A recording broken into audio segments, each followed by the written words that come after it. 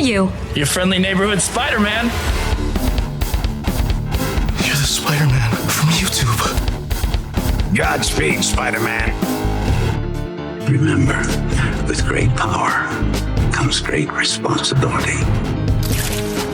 I'm nothing without this suit. If you're nothing without this suit, then you shouldn't have it. How'd that get in there? Peter Parker. Brilliant but lazy. You're not a nobody. You're somebody. You're my eyes and ears out here. I'm a killer! Whoa, okay. I want Spider-Man! Welcome back. My name is Kit. I'm Andy. And I'm Steve. And this is Streaming Spider-Man No Way Home. Oh my goodness, fellas, it's been a journey. We've seen the home come. We did it. We've been far from the home. Been far from it. And now that we realize there's no way back home. But damn it, we've been on a journey together. And guys, what a movie to end our coverage of the Spider-Man movies. Oh, is this the last one? Yeah. It's the last one. Brand new day comes out. What is that, in July? July. Damn. So next week, for those that are kind of new, you've just been with us for the Spider-Men. We're going to do a little silly episode with a person you may not know, but you should get to know, Madison. Our queen. Our famed queen of the Antler Queen. But also all of the Pirates movies. Yeah. Arcane. Mm-hmm. Now we're cooking. Mm-hmm. All of that can be found at patreon.com/streamingthings. Yes. You could also go to streamingthings.com and read about it. You can read about it on the internet. That's right. Excited for this, though. This is the culmination. We'll cover the Into and Across the and Beyond the Spider-Verse movies when Beyond comes out. But other than that, this is the end of our Spider-Man journey for now. You know, I was curious. I've said this multiple times, but I knew a lot of people hated Far From Home, and I was kind of wondering what that was about. Homecoming had some hate, but I might have just made that up. Everybody loves that movie that we heard, that wrote in or commented. All the Fiendback was positive. And that movie rocks. Yes. So that was good to hear. But this is another movie that was huge. I mean, this made like $1 bajillion, close to $2 billion or something crazy when it came out. The most profitable movie Sony has ever made. And God love them for that, you know? And so it was a big thing at the time. And then very quickly on the Twitters and the TikToks, people kind of turned on this movie. Jangling keys, Easter eggs, no real plot, garbage movie kind of thing, you know? So I was kind of, and I didn't think I'd ever seen it since release. Mm-hmm. But when I went to watch this the other day for the pod, it said continue watching, and there was 12 minutes left, which was just credits, you know? So I was like, huh. So you skipped the end credit scenes too? Well, if I was just watching it for watching it for pleasure. Vindication. Just watching it for pleasure. But maybe I didn't watch it. You know what I mean? Could have been my son. Could have been a break-in.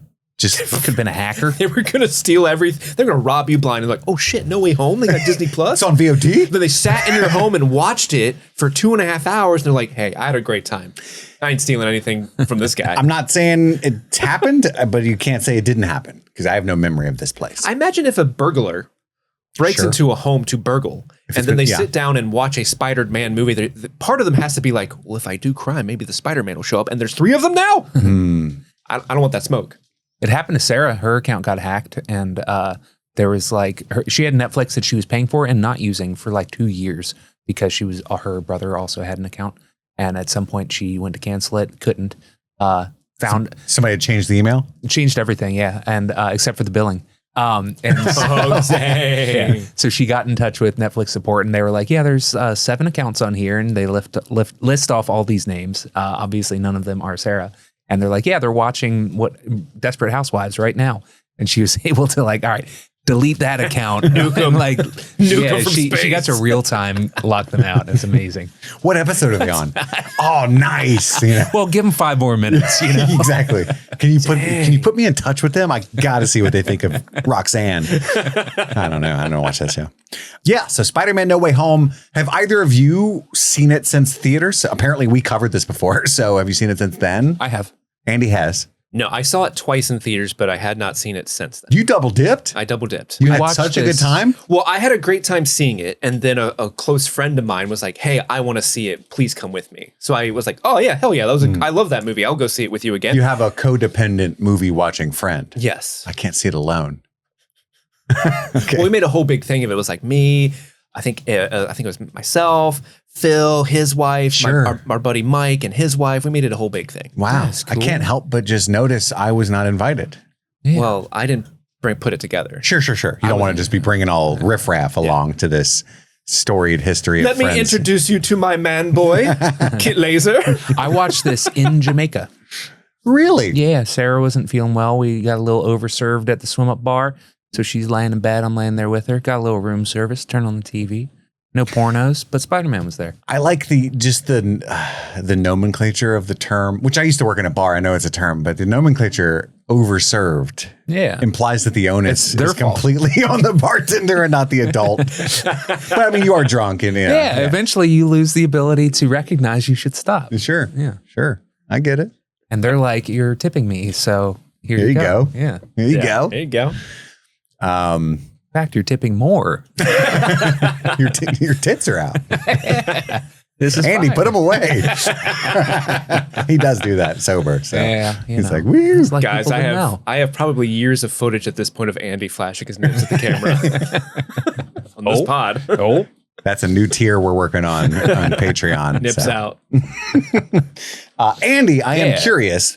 What did you think revisiting Spider-Man No Way Home? Dude, No Way Home. Maybe I'm just a sucker for dangling keys. I don't know. Mm-hmm. This movie cures that ass. It's awesome. It cures that ass. It cures that that's ass. a quote from the movie. Okay. Yeah, dude, I genuinely, so I think that this movie absolutely relies wholeheartedly on the fact that you have some sort of emotional investment in the previous Spider-Man. And if you don't, then this movie is not going to work for you. But if you do, I think that this is the most Spider-Man Tom Holland we've gotten, especially at the end. Once they finally have that reset, you don't have money, you don't have family, nobody knows who you are. And in fact, you made yourself the classic suit and you're out into the world. That was like hey, we caught up to making him Spider-Man. We know we were doing the Tony Stark Jr. thing all this time, but we're putting that behind us. And that's great. And I think that could have worked as an ending for him. It would have been a sad one, but an effective one. And I'm really excited that we're getting another one here in a couple months. But I think this movie's great. I think that all of the villains do a really good job. They obviously they don't utilize the Lizard or Sandman the way that they did in their previous respective movies. But Jamie Foxx is crushing it in this movie. Mm-hmm. We get Alfred Molina coming back and doing great work. We get Willem Dafoe doing great work. I feel like Willem Dafoe steals every scene that he's in, and it was such a genius twist to focus more on his good side and the split between him being unaware of what's going on. Wonderful, incredible, such a good job. I think that the action in this is great. My only complaint that I have with it is I think that the first act is kind of rushed. So they go from, oh no, Spider-Man everybody knows who Spider-Man is, to now we have some multiverse madness going on right now. That happens within like 20 minutes. You know what I mean? And so that feels rushed. But once they settle into the villains have made it here and dealing with the repercussions of that, Aunt May like giving him the advice to, these people are your responsibility, even though you have things you'd rather do. They do a wonderful job of threading in the various threats from the different universes, and then to bring in the other Spider-Man. I remember being in theater and everybody losing their fucking minds when Andrew Garfield came through, and they recognized the suit. I didn't, because I hadn't seen those movies at that point. But when he takes you watched this movie without even having seen the Amazings. I didn't. Yeah, I mean, I knew about it, Gwen and her demise. So like when he has his emotional moment rescuing MJ, I got the feel from it that they intended. And oh my God, I was like weeping watching this last night. This movie made me cry a couple of times last night. It is so good and heartbreaking that the teary-eyed goodbye to MJ and Ned and stuff. Oh my God. And she's like, I hate magic and stuff. I'm like, I hate it too, MJ. Michelle. Yeah, dude, this movie fucking rocks. It's fun. It's good shit. Okay, Steve, what about you, buddy? Well, first, I just want to reiterate, thank you guys for being on this journey with me. It's an honor being on this journey with you, this journey of Spider-Man. I feel like we should all point at each other like the multiple Spider-Man meme. Huh? All right, we got it out of the way. Whoa! He turned heel on us. Kit Lazer, the double pickles. Now, this movie rocks. Like, I'm sorry. Like, I know a lot of people like love to hate on this movie, and I kind of see where they're coming from because, like Andy pointed out, if you don't have any history with any Spider-Man movie, If you're a Philistine, you like a lot of the stuff going on is probably not going to hit for you. Like the emotional beat with Andrew's not going to hit for you if you don't know what's going on with that version of Spider-Man. When Tobey Maguire walks in looking like a cool youth pastor, you're going to be like, who's he? And like, you're not going to understand anything like what Doctor Strange, what's all this shit, you know? But at the same time, if you're seeing No Way Home, why is this your first Spider-Man movie? You know what I mean? Sure. So I feel like you have to kind of step away and view it a little bit through that lens, because this is supposed to be like a big endgame type culmination of a bunch of different properties. Because this is, we didn't know it at the time, but these 3 Tom Holland Spider-Man movies have been a Spider-Man origin story this whole time. Essentially, if you watch the original Spider-Man movie with Tobey Maguire, there's that scene where Uncle Ben gets shot, and then there's like a brief montage of like, oh, Spider-Man, is he doing good for the city? And then it cuts to him being Spider-Maning. The 3 Tom Holland movies are basically that montage for Tobey Maguire Spider-Man.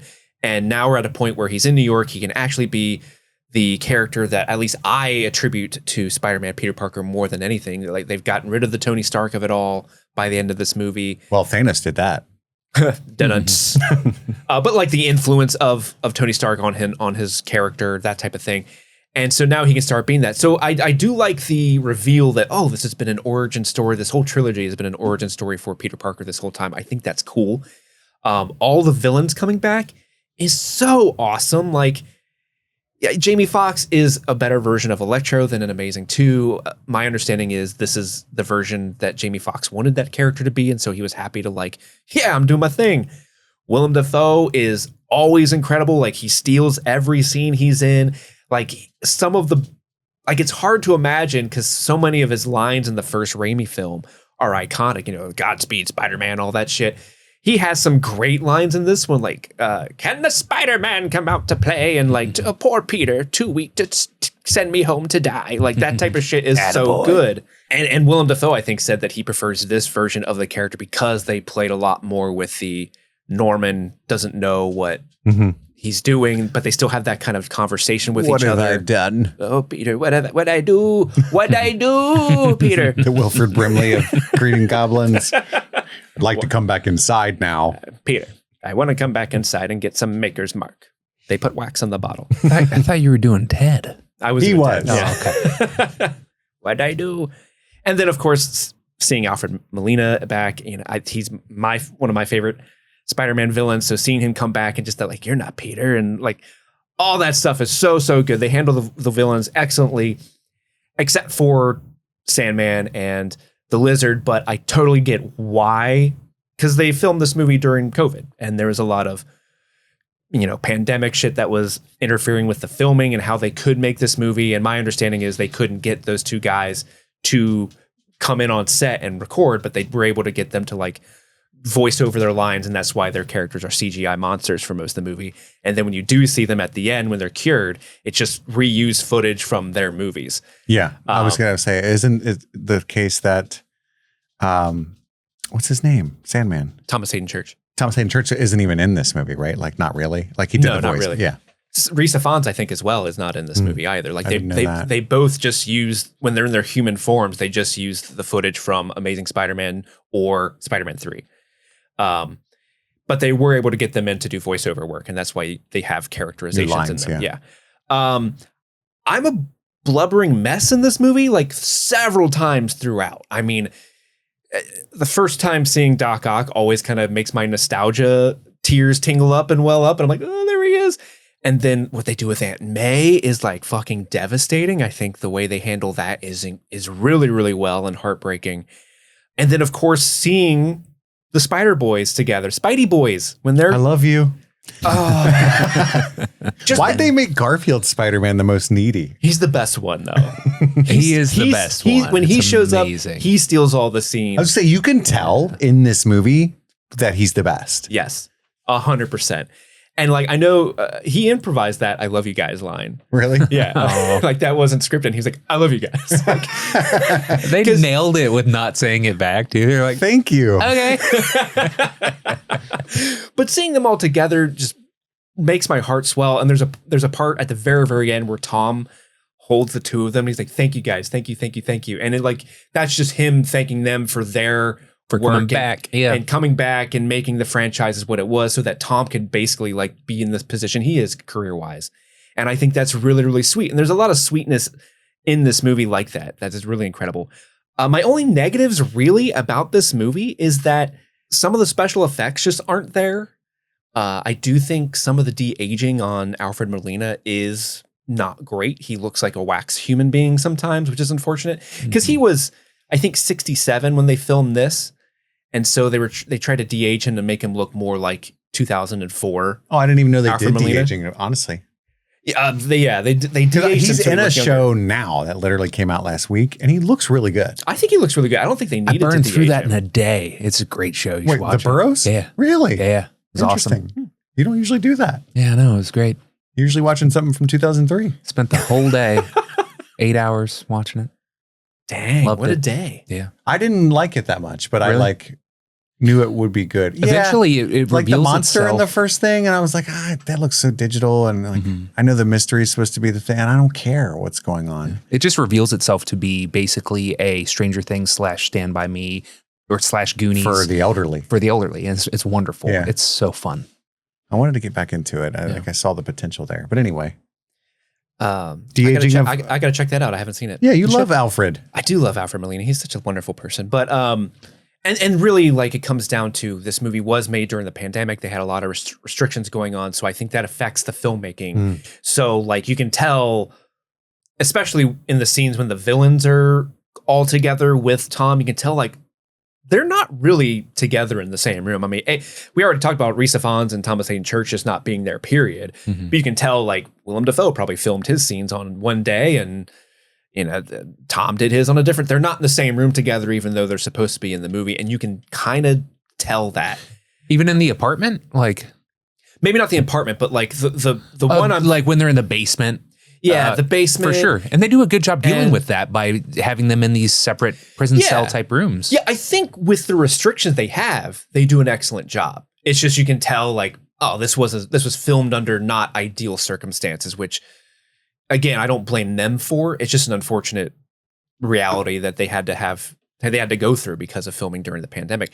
And especially there's a scene where Pete goes out to like some power grid station in the woods and they're not in any fucking woods. They're just in the volume or something. I don't know. Like that whole scene just looks so unnecessarily fake. Like the lighting is so garbage and then like all the characters are just not interacting with each other. That is a perfect example of like what I think doesn't work about this movie is how fake it looks. But outside of that, I think everything else is just landing. I mean, the story works. Like I said, I think this is the most emotional I've ever been watching an MCU movie. And that includes Endgame and Infinity War, you know? I think the only other Spider-Man movie that got me like teary-eyed, well, I think there might have been two. There was Spider-Man 2, I get a little teary-eyed.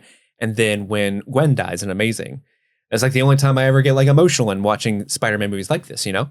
And so the fact that they got me like so many times watching this, it's like, man, this is a fucking great movie. I don't care what anyone says. You don't care when Uncle Ben dies?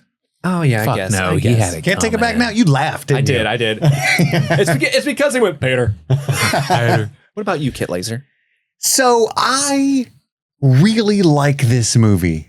I want to take you on a short, hopefully, journey here, similar to what you guys have said, but I just want to shout out here that with no shame, I can tell you that watching Spider-Man No Way Home in a movie theater that first time on opening night is one of the best movie-related memories of my life. Agreed. I saw Endgame, I saw Infinity, I saw every MCU movie on opening night, right? But I very rarely...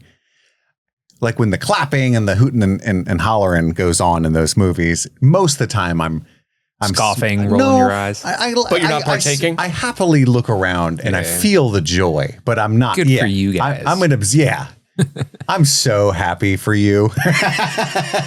I'm glad the jingling keys worked for you, babies. Wow, that's the guy that all the leaks told you would be here, and he is. Look at him. Wow. I mean, when we saw that set photo on Twitter, we didn't know he was going to be in the movie. No. But at the time, I don't know if you guys remember this, and maybe I'm misremembering. Again, I don't watch trailers. I don't look at leaks, photos. I don't watch videos surmising, in a movie like this, it's hard to avoid. But the fact that Andrew Garfield and Tobey Maguire were going to be in this movie was just a rumor, right? Yeah. A very strong rumor. Yeah. Very likely to happen rumor. One of the worst kept secrets. So when Andrew Garfield walks in, as Andy said, with the context of that is we didn't know he was going to be in the movie for sure. And it takes about an hour. I was kind of keeping track. It takes a little over an hour for them to show up. And the presumption was if they did show up, it was a cameo, right?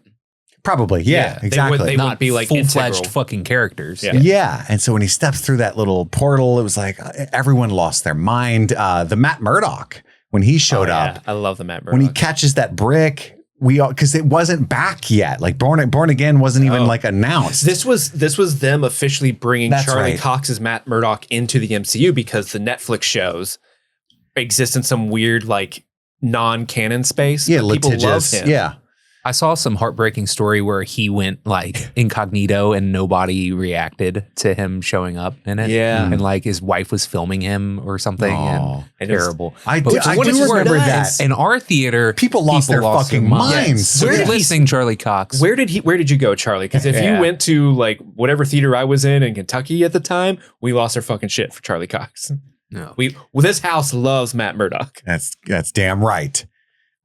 People lost their mind for that. I was so happy, so that I always have that memory. And I do think a fair criticism of this movie is that things like that, obviously, maybe, but have diminishing returns. Mm-hmm. And they're such a big part of why this movie's so good. And so it gets maybe less and less good when you rewatch it, right? I do think I don't hate Tobey Maguire, but it's going to seem like I do when I tell you that this guy is easily the worst part of this movie for me. Oh, really? I just don't. I think he's the best he's ever been, Peter Parker wise, in this movie. I think there's something about just his style that I don't even think it's him. I don't think it's him phoning it in or doing it bad. I just don't like his version of earnestness. Feels a little smirky, like he's gonna fuck your wife when you're not home after he says something really earnest. Do you know, that's the vibe he's giving. I don't know. I can't explain it. And maybe it's because he is kind of a smarmy dude, and maybe I can just tell. Is it just because you know the real artist is a smarmy guy? Maybe, but yeah, he walks in, and it's really exciting because that's the OG Peter Parker. You know what I mean? I am old enough. A lot of people that are mad that I'm saying this weren't even fucking there, but I was there. This was a big deal. It's a big deal to me. And yet, every time I see him now, I'm like, nah. And it's interesting. He does this, for instance, there's a scene, and maybe it's just the awkwardness of them trying to quote their old lines, because he used to say this all the time. It's complicated regarding his relationship.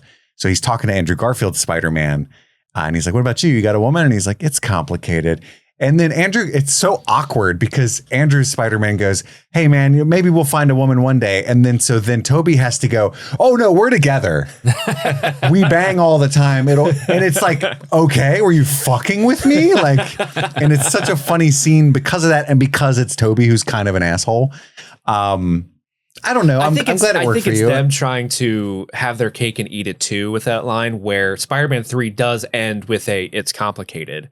But they also don't want him to live in that moment. They have to show that time has passed. Oh, it's clearly been 20 years. So I think it's them saying last time you saw this character, it was complicated. Oh no, but they're together. Don't you worry. Yeah. I also think the characters themselves, I think they do they're not just cameos. They're not just Easter eggs. Mm-hmm. I think they work really well, almost to a man. Yes.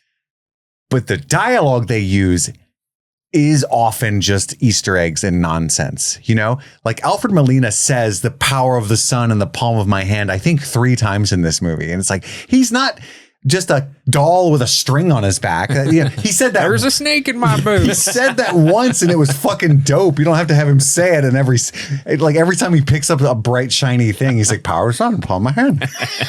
He's got a flashlight turning on and off. It worked for me. It worked for me when he pulled the arc reactor, and he says it then because that's basically what he was trying to build. Was an arc exactly reactor, and like Tony's better than him. Yeah, it would have been better if that was the only one. But the first time we saw him, he's like, "Where's the power of the sun?" That was in the palm of my hand, and then I dropped it.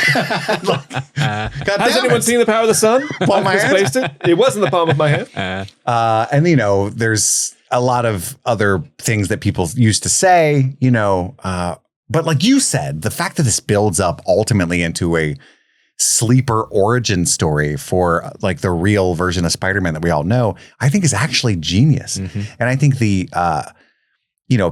Tom Holland's Peter Parker being is at fault. All of everything that happens is literally a result of a decision he made, and which is like screenwriting 101. That's wonderful. Yeah. You know what I mean? Like the death of Aunt May, all this chaos.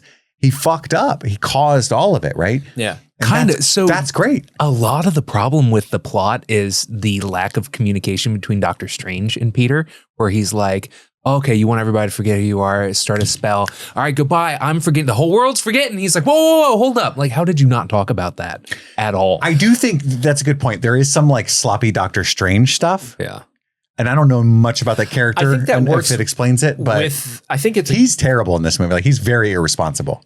Right, but I think that's also part of his character. Is he is brash, and he's like the Tony Stark of the wizarding world, where he just kind of just fucking does shit, and he doesn't really like think about it because he's like, I'm pretty dope.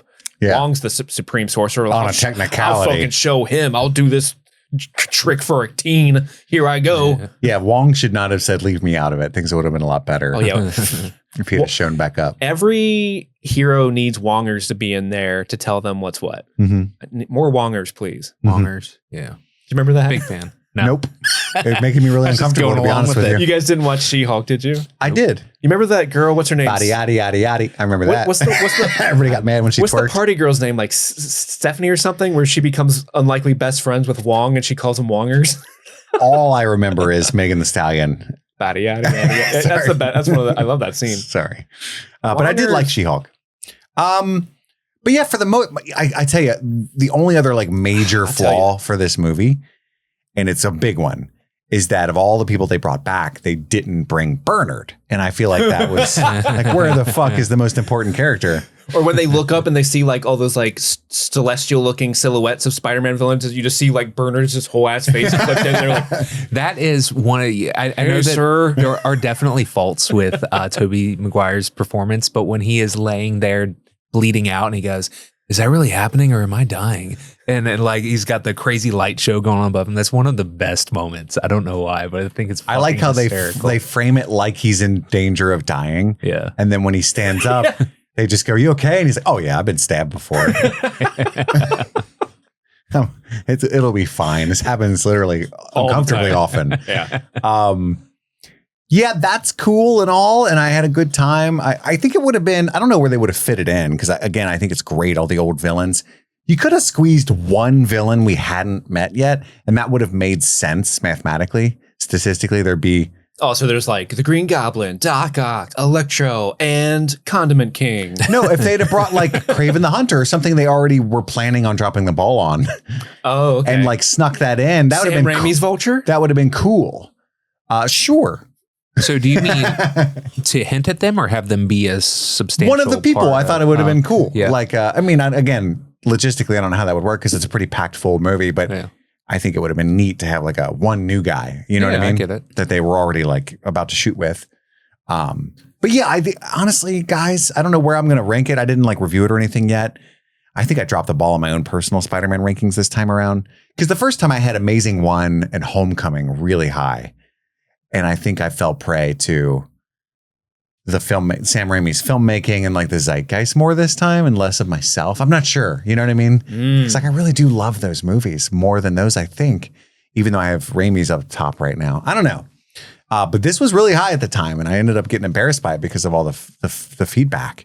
But rewatching it, fuck them. This movie does rule. Yeah, there are some flaws with it. It does have some diminishing returns. Fuck those sheep. I cried a bunch. I got to tell you, Andy already mentioned it, but the moment that I think is the best in this movie is actually with Andrew Garfield's Spider-Man. Yes. Yeah. And I wept like a baby when he saves MJ, and he's so like relieved that like he needed that closure. He was able to actually do it this time.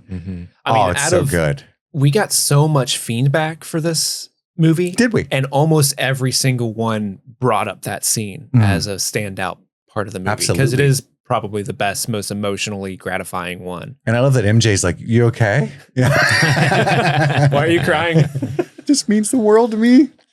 I do have some facts I'm going to throw your guys' way about. Throw me a movie. fact. So again, this movie had a $200 million budget. It grossed $1.9 billion in the box office, making it, as of now, the number 8 highest grossing movie of all time. And that is doubly incredible when you think, A, this movie released during COVID, and B, didn't get a Chinese release. Wow. So this did not release in the Chinese market, which is a huge market for movies to make money. Why not? Because China, this is what China says. Okay. And now the China censorship. China. Why are you saying it like China? Trump? Yeah. This is what China says. China said, Spider-Man. we don't like that there are 3 of them. No. So the official line that China has is that they wanted them to remove the Statue of Liberty in the movie, which they can't fucking do because that's where the final set piece takes place. I strongly feel like there's an ulterior motive, and that's just the ultimatum that China gave them because they knew the Statue of Liberty's in it. Yeah. What, they want Chairman Mao? I don't understand. That wouldn't make sense. It doesn't make sense. Like I said, I think that's what they told them, so they could be like, hey, we told them if they remove it, they could come. I don't know why they sound like they're from not from Brooklyn. Hey, you can show Spider-Man in Hong Kong, but you gotta get rid of that Statue of Liberty. That broad's gotta go, okay? We don't want your week, whatever it's. We don't either, apparently. Yeah. This was the second biggest opening weekend of all time at the time. It made $260 million its opening weekend. Incredible. And according to Deadline, they made a net profit of $600 million on this movie, making it still Sony's most profitable movie of all time. What did the popcorn bucket look like? Was that the one that was the box? They weren't doing that thing yet, I don't think. Oh, was it? Is it No, that was Doctor Strange and the Multiverse of Madness with the orange box, I think. The box of Amun-Ra or whatever. Amun-Ra. Do you guys remember? So when this movie came out, it was during the pandemic, and this was when. Do you remember Omicron? Do I remember Omicron? That's my favorite Pokemon. Omicron. Yeah, I do. But the strain that was when Omicron was starting to get into the headlines, and people were worried about that strain of COVID happening. But we were still, as a nation, or as a whole world, we were like, "Fuck that! I want to see these Spider-Men. Toby could be in this one. Andrew could be in this one. Let's go." Yeah. We'll deal with the consequences. Yeah. If we die, we die. But at least Bernard, we'll see No Way Home. get my coat. That's what I said as I fled to the theater. You see, sir, it was the jab that killed your dad. Oh, no. Bernard's anti-vax. You got the Fauci ouchie. Right in his tum-tum. I dressed the wound myself. I don't like Spider-Man because he wears a mask. Oh. And do you remember that, like we said, this was such a open secret that Andrew and Toby were probably going to be in this movie. And so people kept asking Andrew Garfield specifically, are you in this movie? And the poor guy was like really great at being like, no, I'm not in that movie. He's an actor, man. Does it say amazing in the beginning of that? Then I'm not in it. We think you're amazing. That was a good joke. And that was a great joke.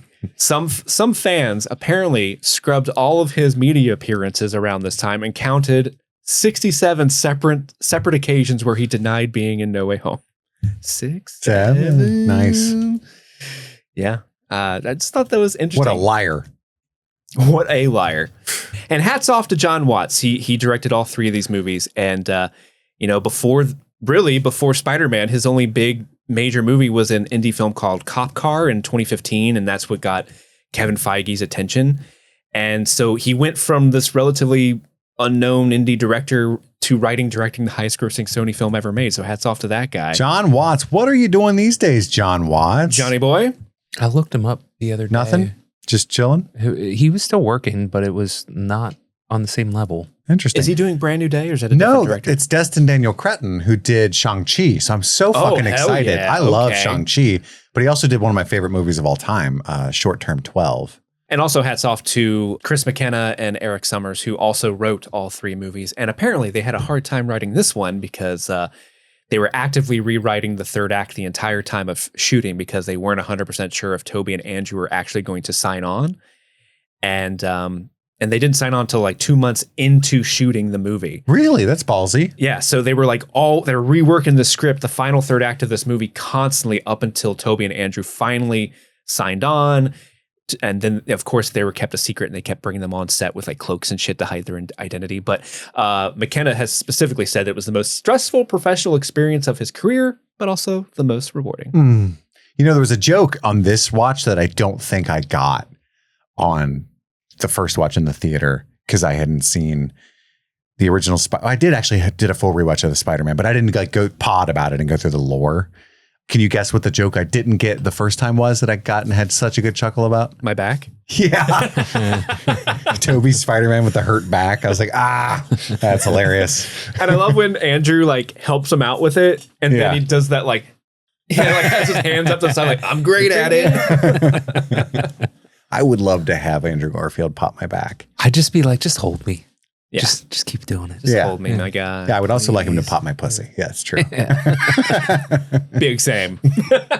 Any more factoids? No. Well, I want to hear some Fiendbacktoids. Speaking of backs, let's do the Fiendback. Fiendback, there was so much Fiendback we got for this movie. Yeah. And this is where people in our Discord and the lovely patrons can offer their thoughts on the film to be read on the show. Yeah, so log on to patreon.com/streamingthings and sign up on our Patreon, and you can send us Fiendback as well. I got a lot of Fiendback this week. Okay. I felt like it deserved it because it's the last Spider-Man movie, and a lot of people have some great things to say. Sure. So our first bit of Fiendback comes from Greta Von Feetpicks, please. No Way Home is a banger, and I will fight anyone who says otherwise. Managing to fit 3 Spider-Man and half a dozen villains into a script without the whole thing tripping over its own dick is insane. Tom Holland kills it. The legacy guys came to play, and Willem Dafoe is incredible. This movie fucks. Hell yeah. Greta Van Feetpicks, please. I mean, I think that's, much like how we always give the writers their flowers for the way Infinity War and Endgame wrapped up. From a production standpoint, sure. Yeah, I think that also applies to this movie. I think especially during COVID. Yeah, Greta brings up a good point. The fact that they were to fit all this stuff in and it works for the most part overall is incredible. Agreed. It's pretty great. Our next bit of feedback comes from Not That Chris Hansen. They write, on paper, this movie is a mess. It's super plotty and contrived to make the multiverse story happen, but I don't care. I adore this movie. It's so much fun seeing all the spidered men together going against some great returning villains, and the end breaks my heart every time. 10 out of 10. Does the end break your guys' heart that no one remembers Peter Parker? I think it is like sufficiently like a wow. Like I can't imagine that, like the sacrifice lands. Yeah, it's an Infinity War type of ending. It's really, really good, honestly. I disagree. I think it's even better on paper. Oh, I'll tell you the part that gets me, I don't know why, on this most recent rewatch at least. So he goes and sees MJ and Ned after they forget who he is, and that's obviously terribly sad. But for some reason, when he goes to Aunt May's grave, and then Happy shows up, and then Happy just turns to him and goes, "How did you know her?" For whatever reason, I'm like, oh, fuck, Happy doesn't know who he is either. For some reason. It got you again? Yeah, it got me again. And I was like, oh, that's terrible. You thought Happy was going to be like, nobody remembers you, huh? That's a bummer, dude. That sucks. You owe me an apartment, Yeah. What does that guy think happened to his apartment after all that shit? Logistically, I know it's magic, so it doesn't matter, but I do have an aneurysm trying to figure out. He probably knows what the that fuck Spider-Man happy things happened the last 5 years, That's true. Everybody's cell phones got wiped. Yeah, like what? I guess, it's magic. Yeah. That's a good point. Straight up Harry Potter shit. Our next message comes in from Zally. Zally writes, "This was truly a dream come true for me. Andrew Garfield is one of my favorite actors, and I went into this movie spoiler free. So seeing him pop up was amazing." I like what you did there. I also think Tom Holland Peter Tom Holland's Peter storyline of dealing with loss and sacrifice is really great. I have friends who don't even want to go watch Brand New Day because they were so upset by the end of No Way Home, and they don't want to see Peter without MJ. She's in the movie. Don't you worry. Next one comes in from Kyle. This movie made me cry tears of joy. I have only cried for 3 Marvel movies ever, and that would be Infinity War, Endgame, and this movie. The pure joy I feel seeing all 3 of the boys together is something words cannot describe. I absolutely love this movie. Kyle, you should cry more. You know? Let's all cry more. Honestly, Andy, that's a good point. Yeah. It's Let okay it to out. cry. Let it all out. We all have trauma. Thor: Love and Thunder didn't do it? Those screaming goats, man. I like that movie more than most people because I saw it with Andy, and Andy's a bad influence. And he's fucking dying every just time the like goats stuff, showed up. you know? Man. Just like stuff. The goats are so funny. It's a good time. Next one comes in from Ryan. Okay, so No Way Home was my first movie back at the theater post-pandemic. You skipped Tenet. So it has... I wonder if it And was my Dune, first. right? Was that my Yeah. first movie? Was Dune before this? Oh, I saw Dune. No, dude, Dune was an HBO Max thing. Yeah, but it went to theater, though. I remember going to see it in theaters. We didn't see it in theaters. I thought it was in theaters. You and Andy and I all watched it together on Andy's couch. Did we? Did Hell I? yeah. You guys don't remember that? That was a good. No. That was a really good movie. I remember seeing that movie in the Dolby Theater of Newport. Maybe you saw it twice, or maybe you made that up because you were sitting right next to me and we were eating Jets, and then you guys complained about the diarrhea. Ooh. I remember us eating pizza and watching. But yeah, you don't went to remember see- Andy ruining the opposite. So he'll like hype up Love and Thunder and be like, I just like things. And then when the Dune score kicks on and it's like one of the most famously good scores of all time, he's like, that sounds ridiculous. You don't remember that? I remember It's a core memory of mine. I remember that now, yeah. That unlocked it for me. Thank you. And I remember the Jets diarrhea, though. I'll tell you that. That's right. Oh boy. Never. So maybe you saw it twice. I don't know. I definitely had to have because I know I definitely saw it in the theater. I think I went with Phil and his wife, and they hated it. They hated Dune? Yeah. You know, I'm kind of judging Phil these days. Well, like, his He doesn't wife. follow me on Instagram. That's upsetting. Oh shit, he's calling you out, Phil. He's not listening to this. I text him and he just like liked it. And it was like a really funny text. I was like, Was it just the thumbs up? It wasn't even a haha. I'm pretty sure. Oh shit. And I was like, okay. And then this has all been happening in the last like 3 weeks. So this is all this new hatred. Text him right now. Text him right now. See what happens. What Yeah. should I say? What's up, penis? Dear Phil, That'll get him. what's up, penis? No, and the time before that. Oh, okay. This is getting worse, actually. It was the invite to my private screening and he hearted it. And then he didn't come. And didn't come. Before that, I had sent him a funny TikTok with you in a group chat. And all he said was, I don't have TikTok. I don't have his number, so you're already winning. Oh wait, Sounds I can't. like I I'm almost dodging a said it right now on there. So what should I say to Phil? Sup, penis? No. Yes. I can't with you guys. Just be like, hey man, got a question for you, and leave it there. Really? Yeah. Just to keep it vague. What's the question going to be? Stay tuned to find out. I'm buying us time. Hey man, got a question for you. We'll see what Look he at his responds with. little handsome face. That's why I He's a kiss it. handsome man. Anyway, Ryan, he says this is the first movie they saw back post-pandemic, so it has outsized importance to him. One of the best movie theater experience I've ever had, particularly when Andrew Garfield shows up. Everyone lost their shit. Motherfuckers threw popcorn in the air and shit and hooted and hollered all throughout, but in a chill way. It's like, A chilling of Hooten. Yeah. yeah. Nothing like egregious or like over the top. Yeah, you don't want like a bombastic hooting and hollering. You don't want wanna somebody chill. screaming chicken jockey with an actual live chicken hoisted above their heads. They like slit its throat and like drink its blood. That's not chill at all. Steve. But we talked about that briefly. Like our own theater experiences were pretty similar. Was there anything that stuck out to you guys in your personal theater experiences when you went with the audience? No, I mean, it was fantastic. I was sitting, this is before I started having panic attacks. So I was like, I think third or fourth row is where I used to like to be, just like totally enveloped by the screen. And I just remember everybody being so happy every time anything fucking happened. And I was joining them in that happiness, you know? Yes. Matt Murdock, I like that show.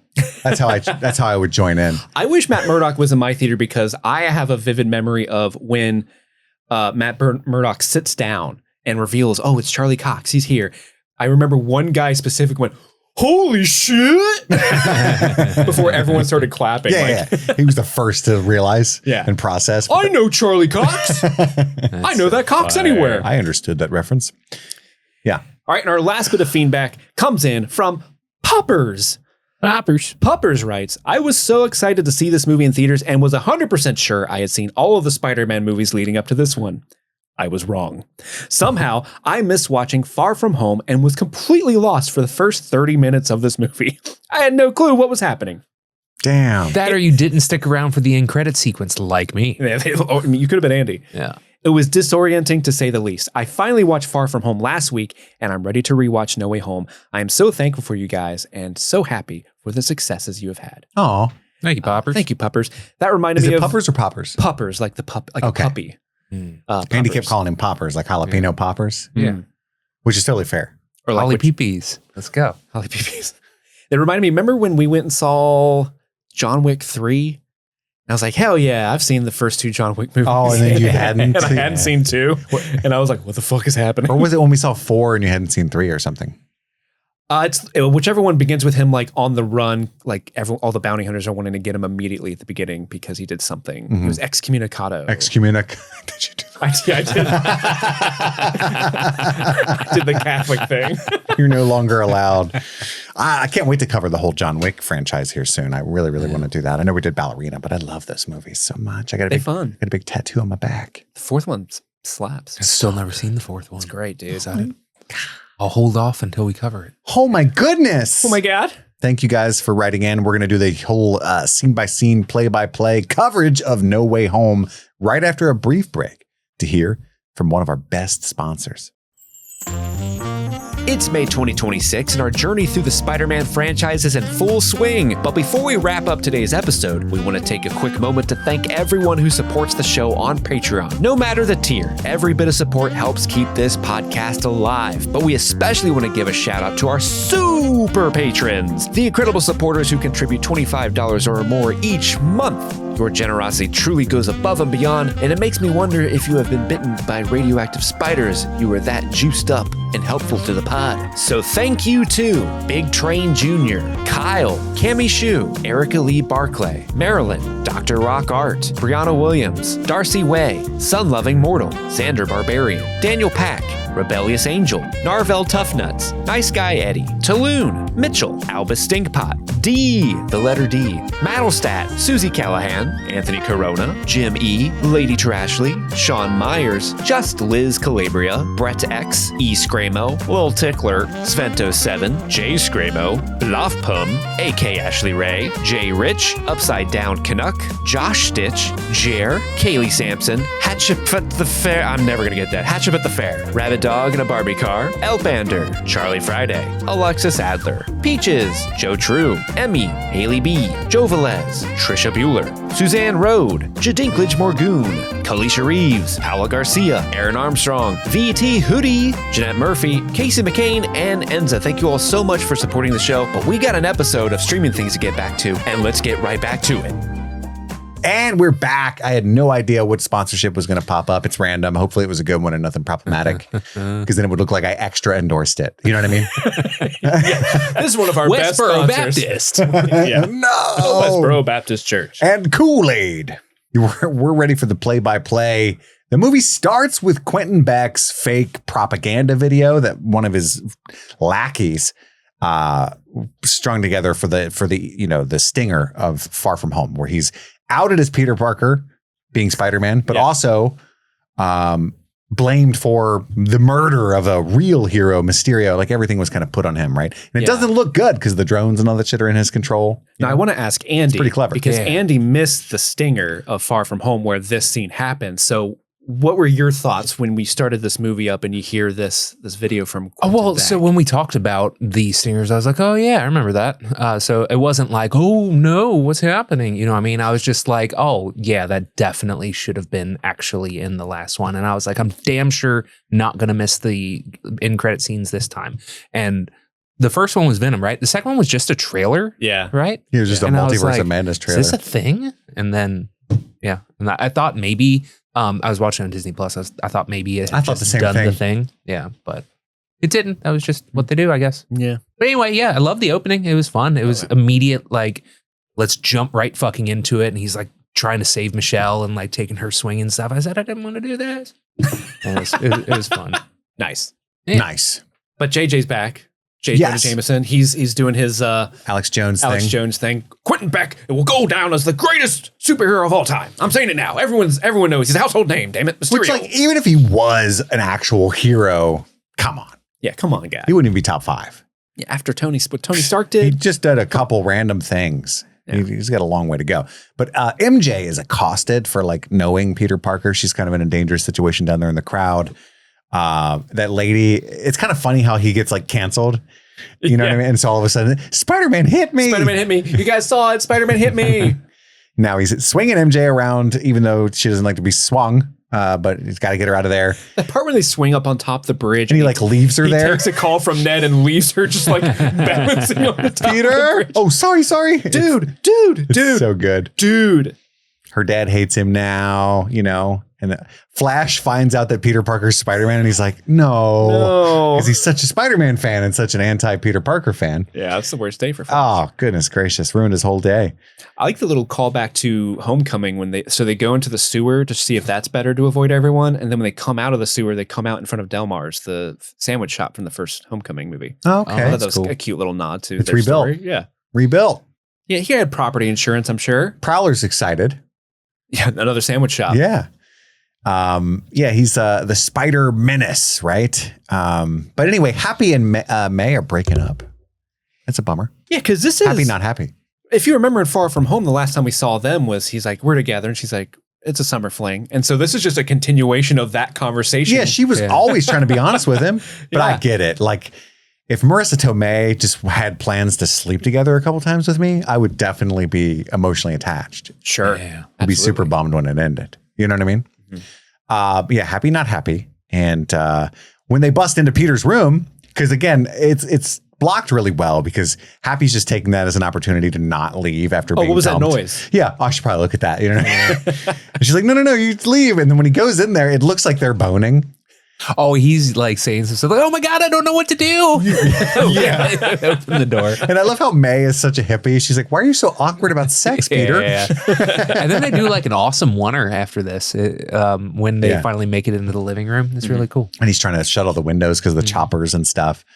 Have you been crying? We broke up. They're on the news. There's choppers everywhere. It is revealed that there is an issue. And then we cut to more Alex Jones, J. Jonah Jameson. Which apparently his... Alex Jonah Jameson? I like that was good. I like the small detail because when they first show him in his studio, it's just like in his basement or something. But then later on, apparently all of his like hatred towards Spider-Man has been lucrative because then later on they show he's actually on an actual set now. Yeah, he's got like a crew. Yeah. Oh, I didn't catch that. That's good. It's the Spider Menace.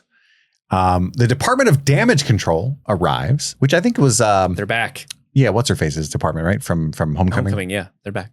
And he's like, look, just talk to Nick Fury. He was there the whole time. Nick Fury has been off planet for the last year, which is true because we found out it was a Skrull, so he can't back him up. What?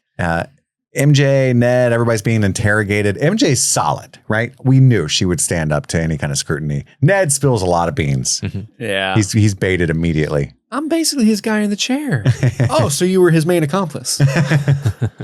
That guy is Agent P. Cleary is the character's name. Yeah, he's great.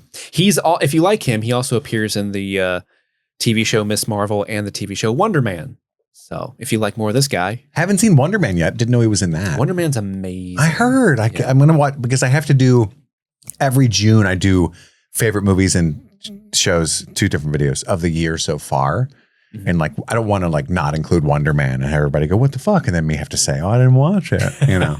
So I got like 3 weeks to get that in. It's legit one of the best Marvel things they've made post Endgame, but definitely one of the better TV shows. And I they've made. love Yahya Abdul Mateen II. I did watch his other new show, the remake of Man on Fire. How was that? It's good. He's no Denzel, you know what I mean? Who is? It's literally only Denzel. Yeah.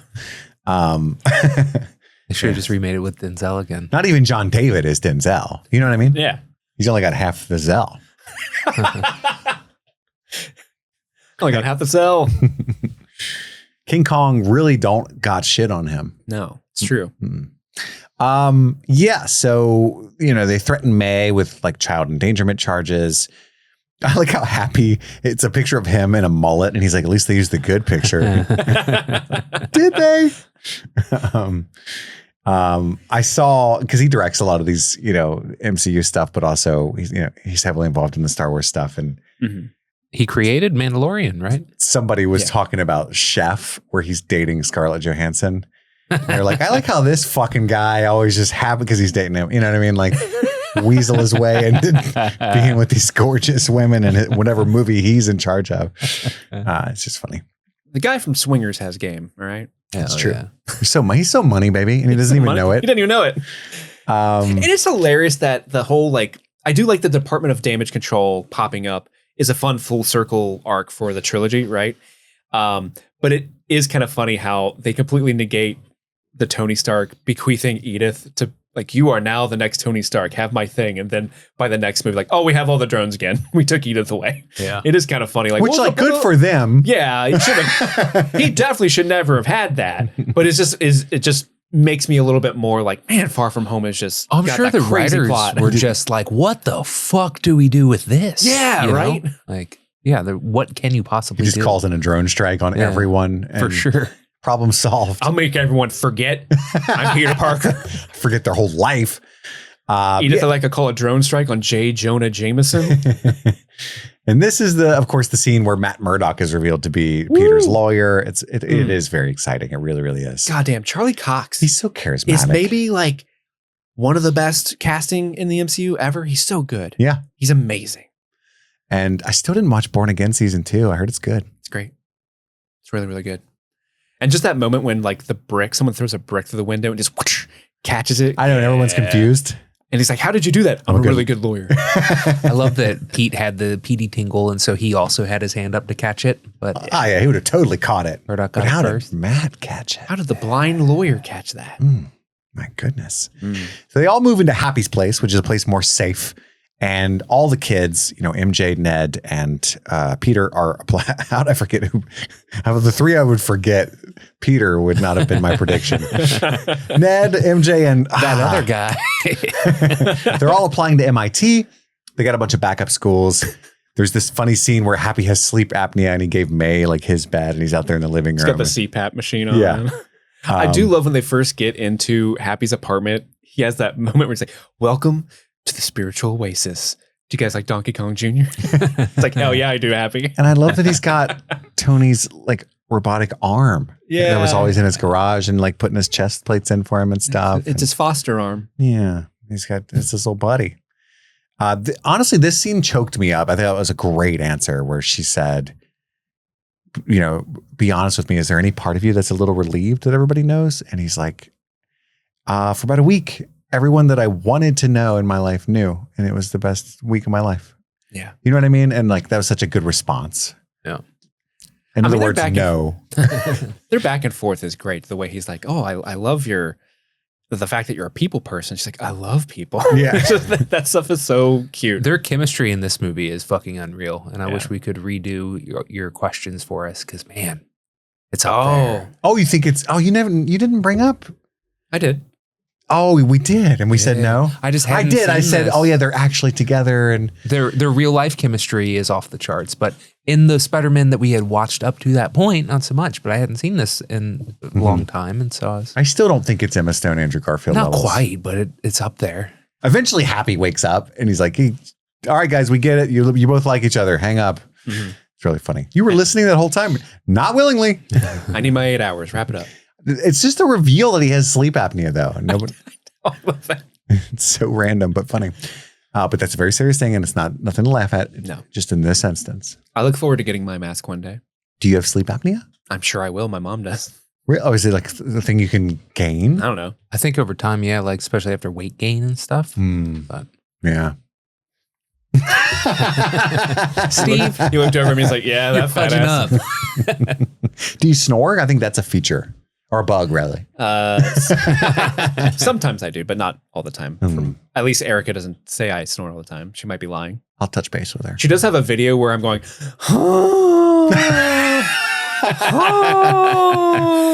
Well, we're not supposed to see that video. That's a private video between you guys. I'll watch. I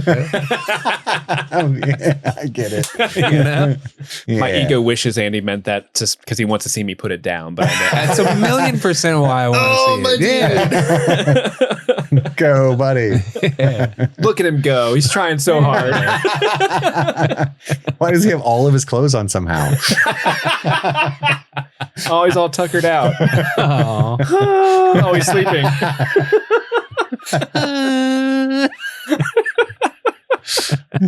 You're doing a good job, Teddy. Peter goes back to school for some reason. This is the part that's a little weird, you know? He's got to get an education. It's state mandated. Did you guys hear the ADR of dual flip? Yeah. There's all kinds of extenuating circumstances for people in these kinds of situations to like finish the school from home or, you know what I mean? Sure. Like it's a safety risk at this point. Not really for him, I guess. But I could 'cause see he's him being Spider-Man. like, this is my one tether to normal life. I don't want to give it up type thing. Even though it's, but not thinking that it would be as bad as it is, you know? It's bad. Yeah, it's real bad. He's got a bunch of, it's like the O.J. Simpson trial outside. Like there's people supporting and a bunch of haters and crazy Spidey fans. I like how the do a flip guy's back. Yeah. Do a flip. That one dude who was like, MJ, are you going to have his spider babies? Yeah, I'm that's like, weird, officers, man. that guy, get him.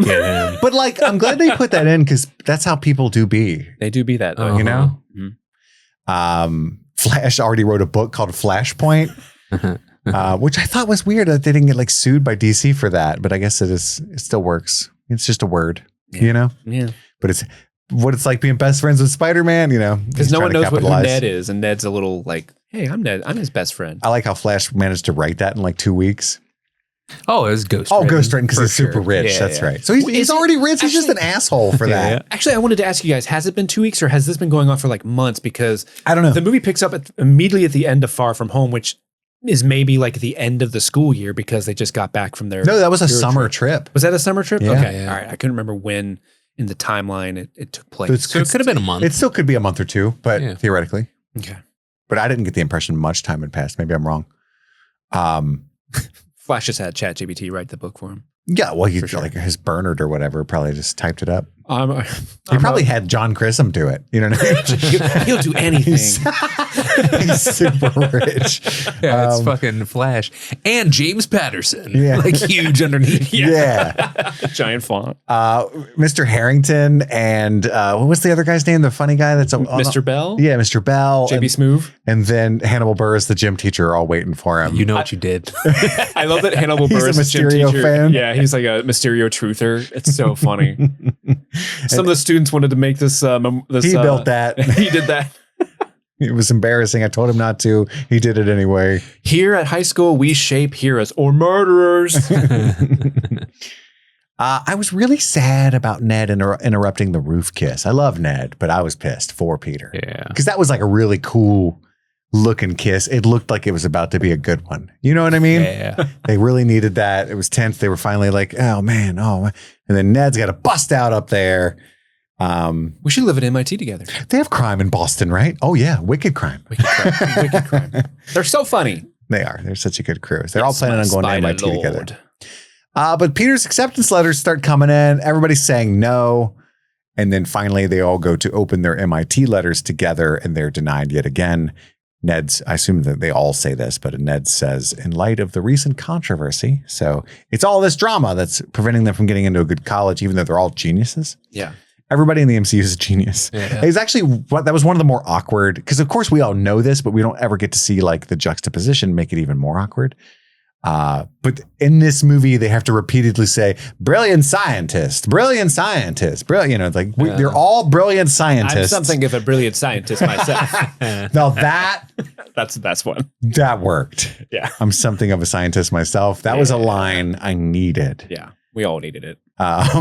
I love what they do with Flash because they make him he's such a dickhead, right? Like a rich, spoiled brat dickhead. But He's still make likable. you feel sorry for him and likable. Like, oh man, maybe if he did just have some good friends to hang out with, he'd be a good at it. Because he shows up and he just assumes that all of his smart friends got into MIT because they're smarter than him. And he just like walks in like, no sleep till, oh, you guys didn't get in? And he's like legitimately like hurt. Yeah, he's like, oh, sorry, you know. Yeah. But then he's got I'm going to this MIT mixer though, you know. Yeah, throw that in there. You ruined it. Yeah. It's only for MIT students. I do love that the Beastie Boys are canon to the MCU though. That's fun. I love that song too. Be. I love that song.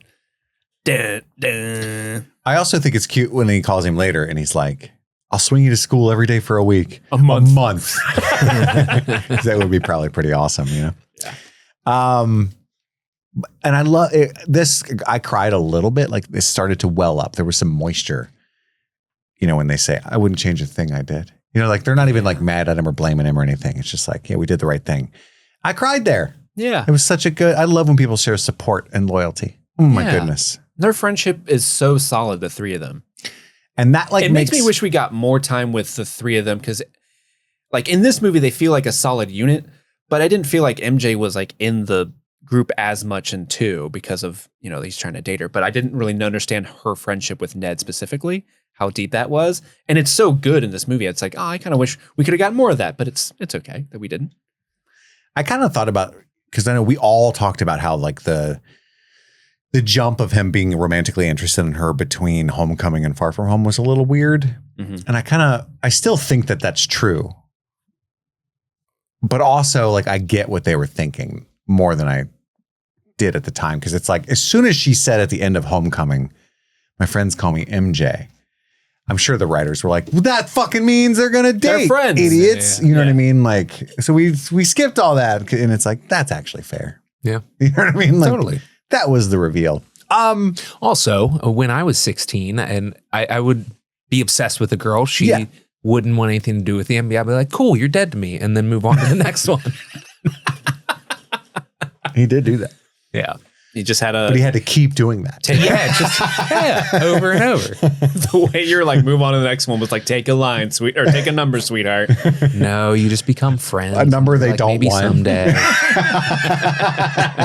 Just Andy passing out numbers to people at school. You're in line. I don't want to be. What? Well, you are. Serving number 12. Number 12. I'm talking to you, Brittany.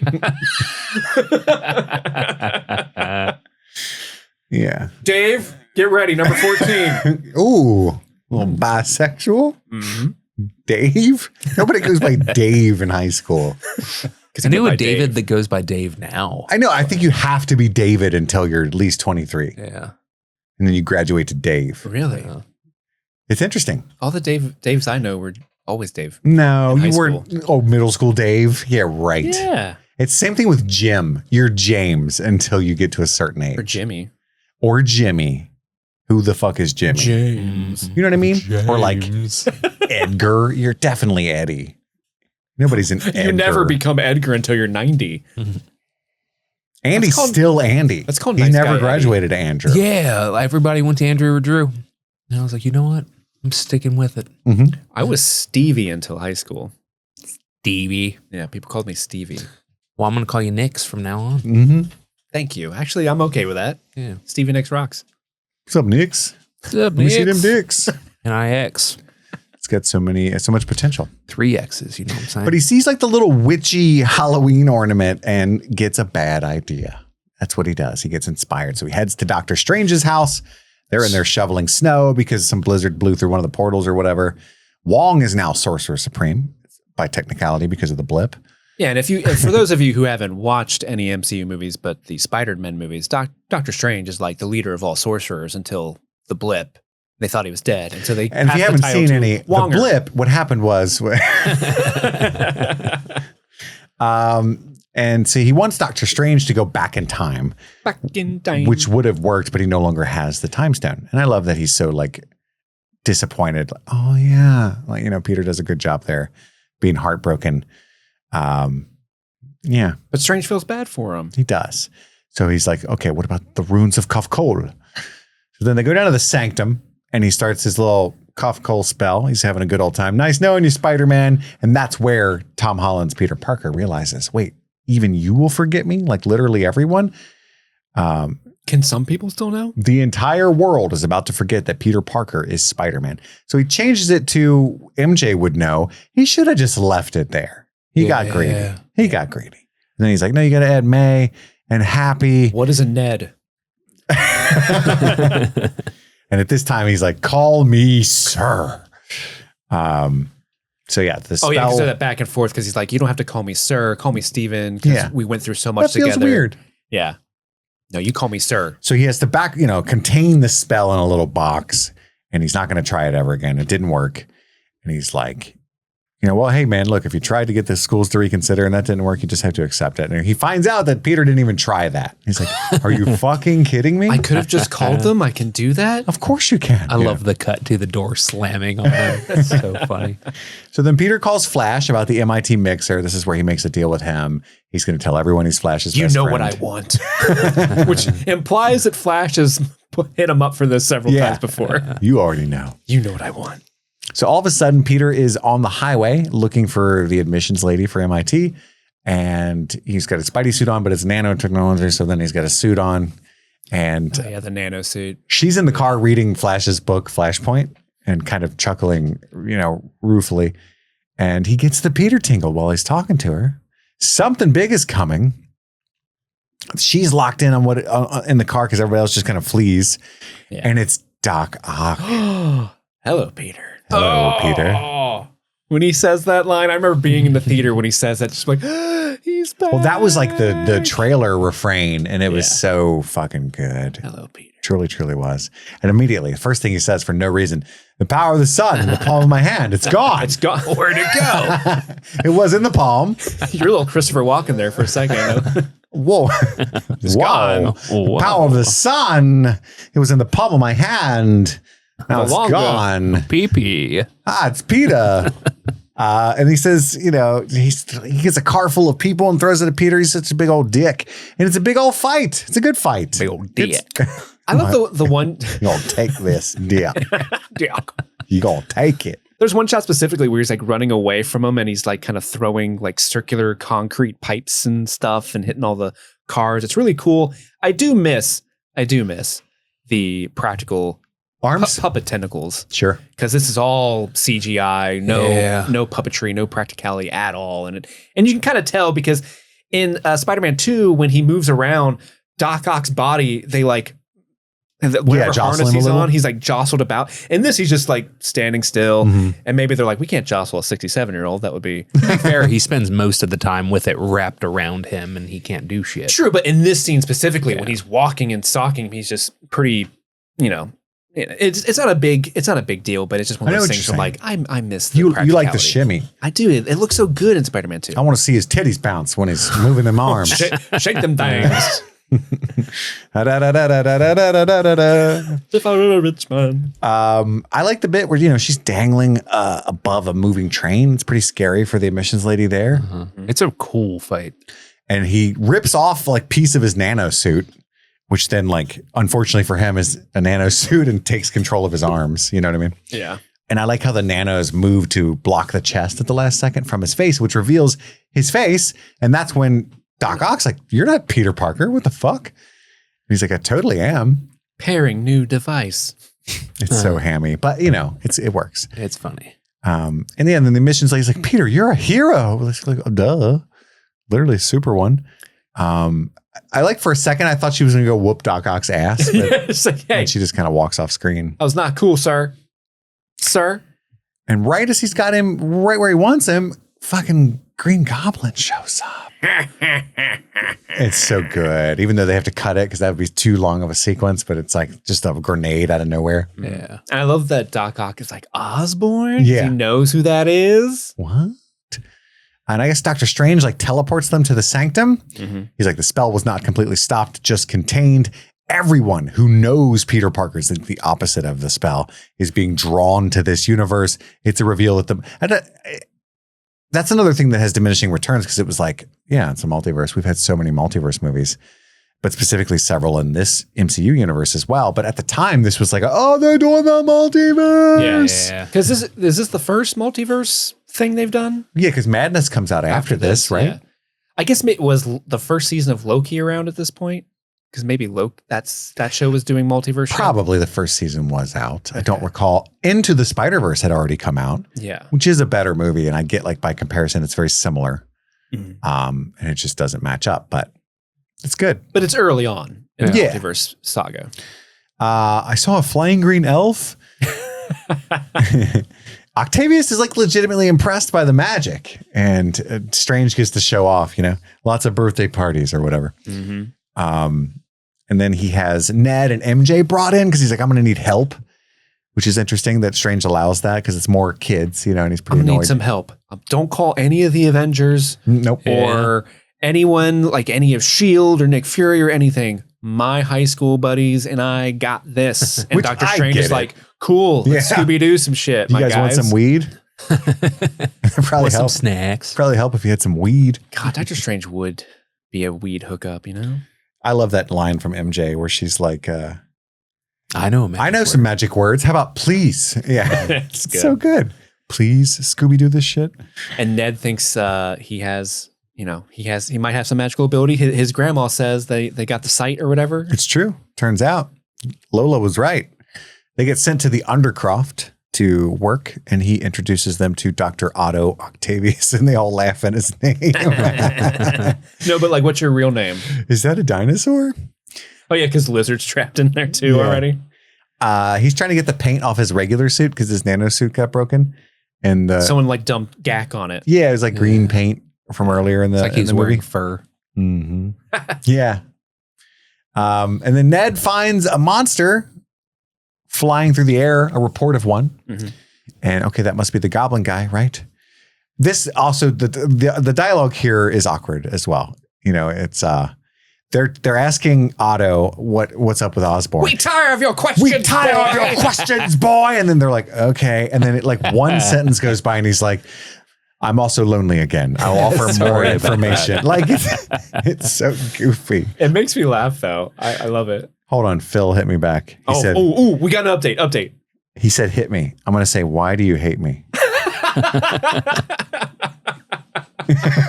What's your favorite Linkin Park song?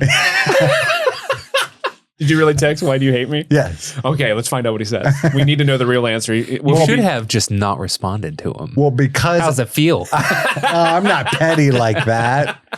Hold on. He's typing. Oh, he's typing? I don't hate you at all. We backed ourselves into a corner. I didn't know it would be over so quick. Just text him, I love you, buddy. I love you, buddy. That's all I needed to hear. Got it. Where were we here? Oh, yeah. We tire of your questions, boy. We tire of your questions, boy. It's another way, if people haven't seen those movies in a long time, to reiterate that the tentacles are in charge of him and making him evil. Yeah, he's got that dual personality thing that Norman has going on. But he tells him, hey, Norman Osborn died years ago, right? And then Peter's like out in the darkness on the hunt. He's got this weird suit on, this kind of makeshift suit. He turns it inside out. Is that what that when is? When he was trying to clean it, he flips it. He's like, is that why it's work. like the electrodes? Yeah. Oh, that's interesting. I'm dumb. One thing that doesn't work about this movie is they play a little bit with the lore of the final characters or of the villain characters. So when he's like, oh, Norman Osborn, he died years ago. He was a madman. He did all this crazy shit.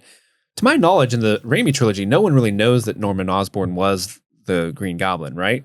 Like that was something that they hid. Like Bernard knew. Bernard knew. That fucking shit. Maybe Bernard's like, Octavius, I got some hot goss for you. Bernard, you old bitch. What do you believe this? I dressed the wound myself. Bernard, yourself? I haven't told his son yet. I find it amusing. Bernard, you should really tell his son. Nope, it's hilarious.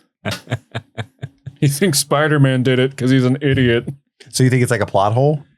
Yeah, there's some things like that are like, I don't remember them knowing who Norman Osborn was, that he was the Green Goblin. And there's an even funnier one later on when the Lizard, being voiced by Risa Fons, is like, Max Dillon, I used to work with you. You're my old buddy at Wet Oscorp. It's like, they didn't fucking know each other. What do you mean? Really? It's just funny. I don't remember that line. Because I think Electra even says something like, "Oh, you're the one who wanted to turn everyone to lizards. That's messed up." And he's like, "Oh yeah, because we used to work together at Oscorp." Yeah. They have to kind of phone in a little bit, like some backstory for Andrew Garfield's villains. Like, yeah, we kind of shit the bed. Make some connective tissue there that isn't actually there. Although they did the right thing with Jamie Foxx, just make him cool. You know what I mean? Mm-hmm. And like that was all Maxwell whatever needed. Yeah, it was so funny because they made Electro cool, which was the point of him getting zapped by the eels and he becomes the cool version of Max. But it's so hilarious that Risa Fonz of all people are like, Max, last time I saw you had split teeth and a bad comb over. Yeah. It's like they didn't hang out. Yeah. They weren't friends. Last time I saw you had one arm. And they just start making fun of each other. Don't make me say it, Electro.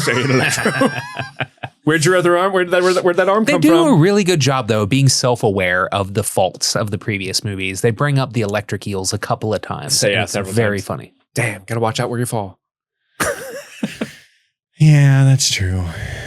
Well, I felt bad for doing this to Phil. He's so nice. Well, what happened? He just like, if I've done anything to make you feel that way, I'm genuinely sorry.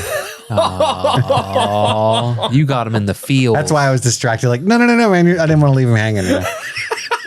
I'm like, no, you're so sweet. I'm just fucking around with Steve. You should have Andy Kaufman that shit. Let him live with that. Double down. Yeah. Put your wife on the phone.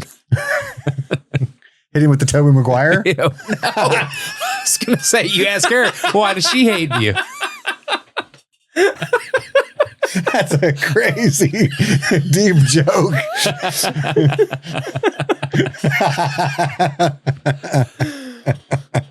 I'm just kidding, buddy. I mean, I really did it, but it was all a bit. I had my fingers crossed the whole time. My fingers crossed. I just pictured this, and I don't know why I didn't like it. Now we're going to get clipped for wheezing again. Yep. I smoked for 17 years, Ricker. Can't just clip me every time I wheeze. It's, it's a whole thing. Electra's there. Yeah, Pete goes to the location. It's Electra that they saw, and Electra starts fighting him. But I like how it goes through him. Flint Marco, remember? That's the best part. I know. It's the best they could do. This is the worst scene of the movie for me. I like that he shoots the thing through Electro and teleports a tree into the cell. That's funny. It's really funny when they go back to it later and Ned's like, is this like a tree guy? It's just a tree, man. I think they handled it well, though, because the last time we saw Sandman, he was like really grateful to Peter Parker and was like, I'll just fuck off. And so he's like, what's going on? You need help? Hey, Peter, it's me, Flint Marco. Remember the Sandman? I have a daughter named Penny. I sure do want to see her again. Everything after this That's is really the funny, extent though. of my character. He tries to give him the little high five and knocks his hand off. He's like, sorry about that. And I like when he gets the dirt on the couch. Yeah, yeah. But when what's his name? Max stands up. He's like, yo, I'm just going to stand here and pretend I'm not naked. And Flint's like, I am. Yeah, that is a good scene. You're not my Peter. I like that Peter, though. Different Peter. Yeah. But yeah, he gets his body back. He's butt-ass naked. Teleports them both to their cells. And, Flint feels betrayed by that. And Lizard comments on Electra's makeover. I love MJ's line. It's so funny because Zendaya is amazing. But you're in a wizard's dungeon. No real way to sugarcoat that. Yeah, I thought that was hilarious. That was really funny. But Peter's going to try and fix some of the damage. You know what I mean? He's going to go back and put the, what is it called? Power lines back together and shit, which legitimately takes him like all night. Yeah. Because the sun's up next time we see him. Hey, it's easy to destroy. It's hard to build. That's right, baby. Unless you're Bob the Builder. Because can he fix it? Yes. Yes, he can. That's damn right. Osborn's just out there talking to himself like he does. Coward. And he breaks his goblin mask, I guess because he's so strong. Otherwise, that thing is brittle. It wouldn't stop a spider punch. That's for darn sure. I did read that the creative designers decided to destroy the goblin mask very early in this movie because they felt that the goblin aesthetic in the first Raimi movie was one of the more criticized elements of the original film. So they were like, yeah, let's just break that and give him a new outfit. In retrospect, they're wrong. That rocks. It does rock, but I do love Willem Dafoe's look in this movie. It's so cool. I'm glad they allow him to emote. Yeah. And the cowl and stuff, the classic stuff. They give him more of the hobgoblin look. He's hobbing. Yeah. He's gobbling. Because he's got such a unique face that fits with the goblin motif, like naturally. So it was weird that they were like, cover that up. Somebody said, it's probably a common refrain. They didn't even originate it, but the He-Man and the Masters of the Universe movies coming out soon. I have the power. By grab Thor's hammer. Wait, different. It's Galaxy Quest. Don't grab Thor's hammer. You know how Jared Leto is Skeletor? Yeah. Somebody was like, Willem Dafoe was right there. And now I'm like really genuinely upset that it's not Willem Dafoe playing Skeletor. I really do not understand the casting of Jared Leto as Skeletor. Anytime Jared Leto is cast, I don't understand it. I mean, even if you take all the Jared Leto-ness away from this conversation, like of how problematic he is, I still wouldn't understand, like, who we should get for this character? Jared fucking Leto. Yeah, it is a weird choice. He doesn't sound like this. Well, a lot of times he's like literally pays for it, Oh, does he? So, like in the instance of like Tron. What's the new one? Ares. Like he's an executive producer on that. Like that movie wouldn't exist unless he made it happen. And therefore he cast himself. You know what I mean? Yeah. So there's that. But like that movie sucks. But yeah, I don't know. More Willem Dafoe, please. That's all I'm saying. Yeah. That's all I'm saying. But May calls Peter and she's like, hey, one of the guys you're looking for just walked in. He panics and runs all the way down there. She runs like a volunteer shelter or something. Feast. Huh? Isn't that what it's called? Yeah. It's a soup kitchen or something. Yeah. Well, it's soup kitchen for homeless people. FEAST. It's an acronym. I can't remember what it stands for. I don't remember what it stands for either. But guess, it's like a comic thing. Oh, really? Yeah, like if you play the... do you think that's a little rude calling it feast? Like a little... Yeah. I mean, if you're not feeding them... Come to Gluttony. And get a bagel. Don't worry. You get soup with that bagel on Fridays. There's a place in Louisville. I used to go to a soup kitchen in Louisville. It's called Privileged. You would... Like a bunch of local bakeries and stuff provided like... Technically, we can't sell this anymore, but it's still super good. Yeah. So you could literally get like 37 bagels and 10 donuts like every day. You know what I mean? That's fire. FEAST stands for Food Emergency Aid, Shelter, and Training. What's the training for? Like Ninja. job training? She just has some fighting in there. That's amazing. If you want this bagel and soup, you got to step into the octagon first. Here's a bagel, some vegetable soup, a shuriken. Now be on your way. Yeah, so she's there just sitting with Goblin. He's panicking, but it's the normal Norman. Yeah, it's really sad. Someone's living in my house. Oscorp doesn't exist. My son's not here. I never even thought of that. There is no Oscorp in Tom Holland's one. Yeah. What's up with that? It's wild. No Harry? Yeah. No Harry. Oh my goodness. Why do you need Harry when you got Ned? And May wants Peter to help them. And he's like, no, the best thing for them is just send them home. And she's like, for them? Or for yourself? Would that just be simpler, right? This is what we do. We help people. And Jameson, J. Jonah, he's still going hammer time. Yeah, this one, his studio's a lot bigger. Yeah. He's got a guy tailing Peter now.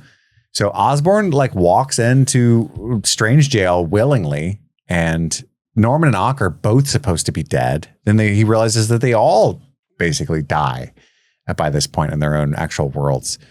And then fucking that little bit when the lizard's like, Max, do I die? It's a really funny thing to see like the CGI lizard monster like, I've never been faced with my own mortality before. Maxwell, tell me. And this is when Strange comes back in. I've got the Machina of Cadavius. And they're like, okay. But if they go back, they all die. Some of these people are going to die. Steven? They die. Yeah, and he hits him with the Dolph Lundgren. In the grand calculus of the multiverse, their sacrifice means infinitely more than their lives. Dang, that's ice cold, man. If they die, they die. And then Norman's calling for Peter. Peter, I'm confused.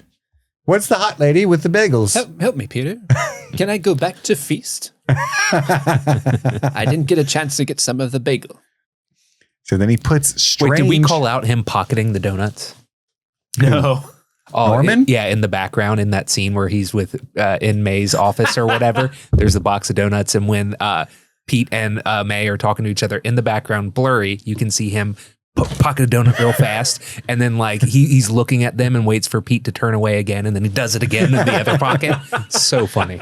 You gotta save some for later. Mm-hmm. That's all Goblin right there. I want to see him eating some in the cell, Norman, get the sprinkles. The maples are the best. You coward. Just take what you want.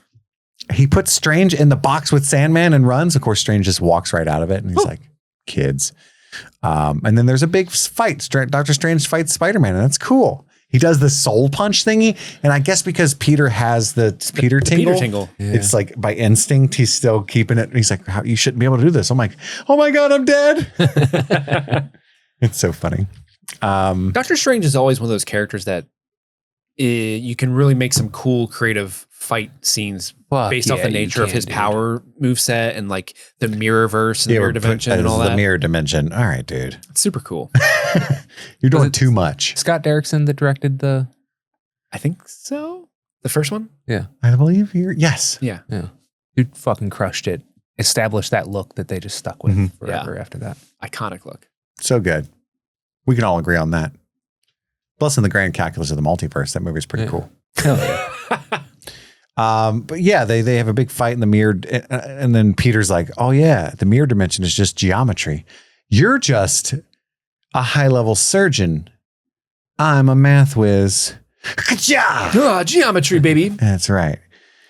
So he takes his little ring portal thingy too. He's like, "Not, you're stuck in here, bitch," and leaves. He's got to try to save these guys. Yeah, he's too good of a person. Norman's calling for Peter. Peter. Still. Peter, where'd you go? Peter. Why do you guys keep doing that? That's what Uncle Ben says when. But you actually say it like the. Sounds like Family Guy. Yeah, the Family Guy guy. It's funny. Yeah. Peter. You know what I'm talking about? Peter. The guy in the wheelchair. What's his name? Joe. Yeah. You sound like Joe. Patrick Warburton. Yeah. Peter. Peter. Anyway, any hoozle. Where the fuck was I? Yeah, they go back to the undercroft of the villains, and they're like, "You could have left us to die. Why didn't you?" And he's like, "Well, I want to fix what happened to you. So if I fix you, maybe you won't die when you're sent back home." I like how he's telling Ned first, though. I totally won. I stole this ring thing. Because that's what you tell your homie. Doctor Strange? Yeah, you tell your homie you beat Doctor Strange. And then we get I'm something of a scientist myself, which is totally valid. And honestly, I'd have been disappointed if they didn't say that. And I love that Doc Ock is insulted that there's something to be fixed. Like, fix like a dog? I refuse. Lizard's a little nervous too.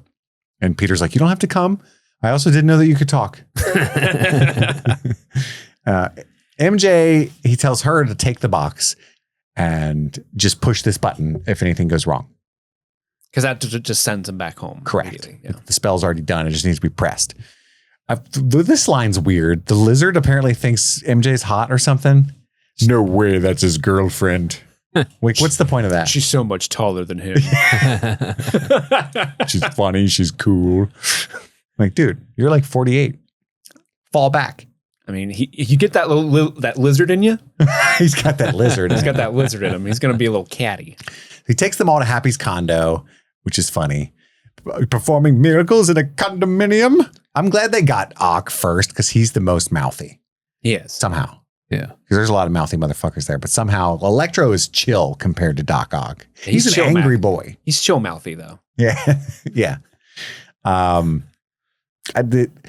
he got something back there. I can feel it. And it's the fabricator. The magic. It's basically magic. It's Tony Stark's technology is so good. It's magic. Yeah. And Electro is like intrigued by the Stark power. And Peter immediately figures out Doc's problem, which is inhibitor chip. Duh. It's so dumb. Why would you do that? It just got fried. Freshwater or salt because you're an octopus. I love how the lizard elects to stay in the van because reasons. It's just the production be like, we can't have another CGI dude wandering around in here. Let's just save the budget and hide him in a van for a portion of the movie. Also, like, that's irresponsible. Yeah. To put the monster outside in the truck. And turns out the van was doing nothing. He just tears through it. Like it's he was just willingly waiting mache, until at a certain point. He's like, it's time. It's time. I'm going to turn everybody into lizards now. Yeah.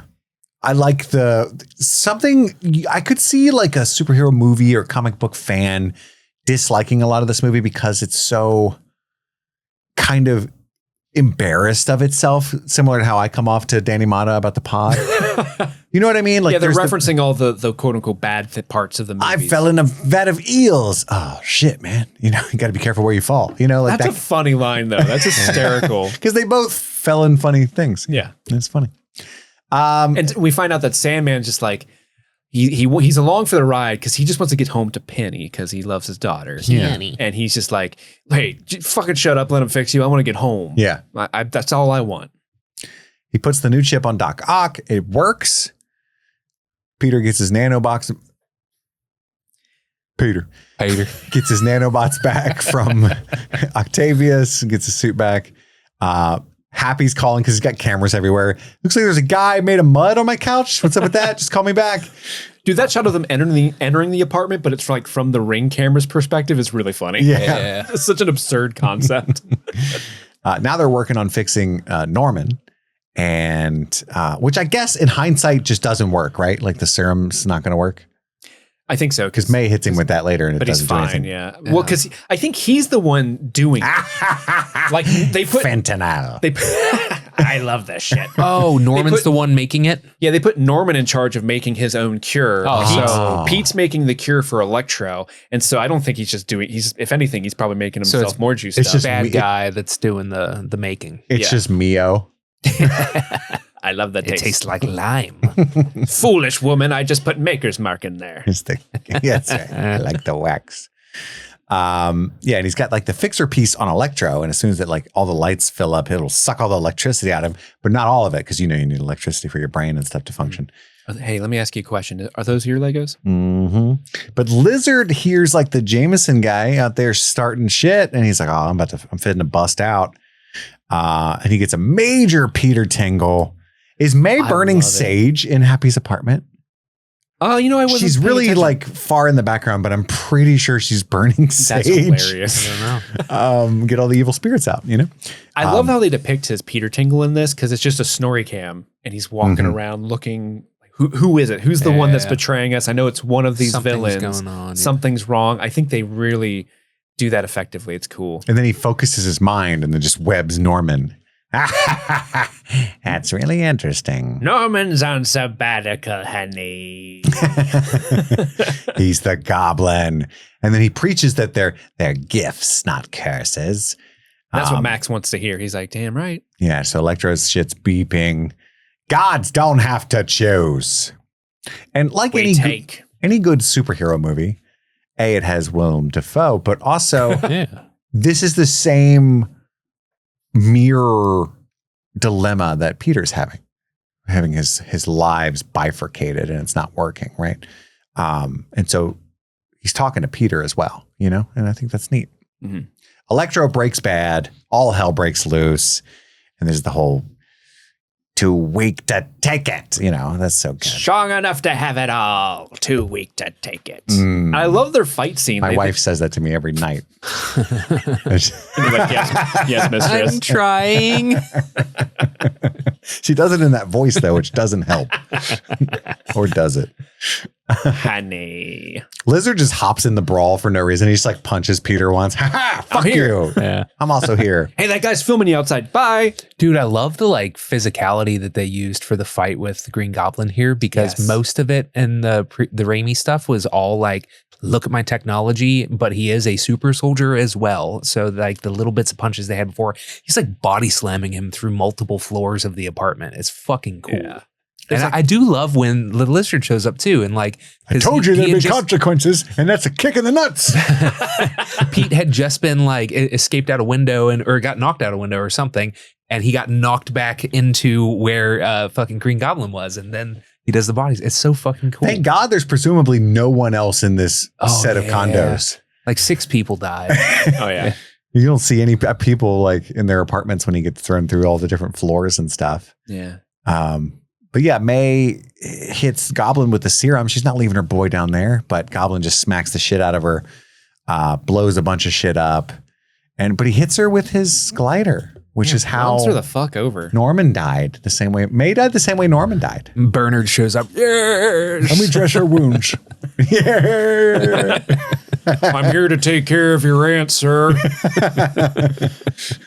No good deed goes unpunished. My dad used to say that. He was basically Green Goblin. Honey. Honey. Yeah. He throws a bomb at her. Mm-hmm. Oh, it's awful. And they do this thing where, so he leaves, Goblin leaves, And Pete goes and rushes May to seems like she's okay. And May, she seems fine, but she like deteriorates over the course of the remainder of the scene. She's got a puncture wound she's unaware of, and then she's bleeding out the whole time she's talking. And dude, when she finally falls over and she like gives him with great power comes great responsibility, all that bit, it's effective. The thing that is the most effective to me that makes me fucking weep every time is when she falls over and she's like, Peter, are you okay? Like that stuff is what just wrecks me. What happened? What happened? Are you okay? What's going on? And it's like, no, you're the one that's hurt. Poor Aunt May. Yeah, she dies. And then Happy pulls up, and when Happy sees her and like, I'm going to cry again, but I'm not. I'm strong enough. I like that. You're it's like strong enough to have it all, but too weak to take it. Exactly. he's got to process it, and he's sad for his own reasons. But then he's like, oh, I love Peter, but also like she would want me to protect him. You know what I mean? So he kind of like mans the fuck up as quickly as fuck, you know? Peter, run, you know? And they shoot Peter once. Peter. Yeah, they never acknowledged the wound. I don't know if it actually wounded him or if it just hurt his suit because he had a suit on, you know? Yeah, that's fair. And I feel like Tony would have made it bulletproof. Yeah, we can hand wave that. It's got a heater in it. Yeah, that's true. Jameson is reporting on the tragedy and blaming Spider-Man, of course. And Peter's watching it. I don't know why this show. He just was transported to Blade Runner. Yeah, why is InfoWars just showing Blade Runner style in the middle of the city? But it's effective to see how like domineering it is on Peter in that moment. How fucking terrible would it be if they like blasted InfoWars on a fucking giant screen? Well, the Onion version would be great. Now. Yeah, that'd be great. Yeah, it's crazy. He's just sitting there watching that shit, man. That's very, very upsetting to him. When will the people wake up and realize that wherever Spider-Man goes, chaos and calamity follow?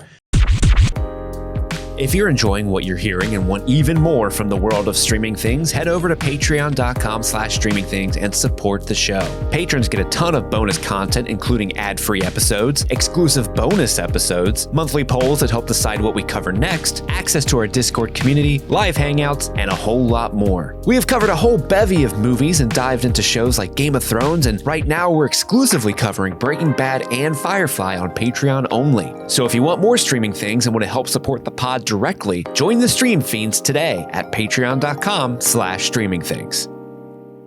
Ned and MJ are waiting to hear from Peter, and she's considering pressing the button. Ned does the sparkle thing accidentally, and he's like, wait a second, bring me Peter Parker. And he Lola, I am magic.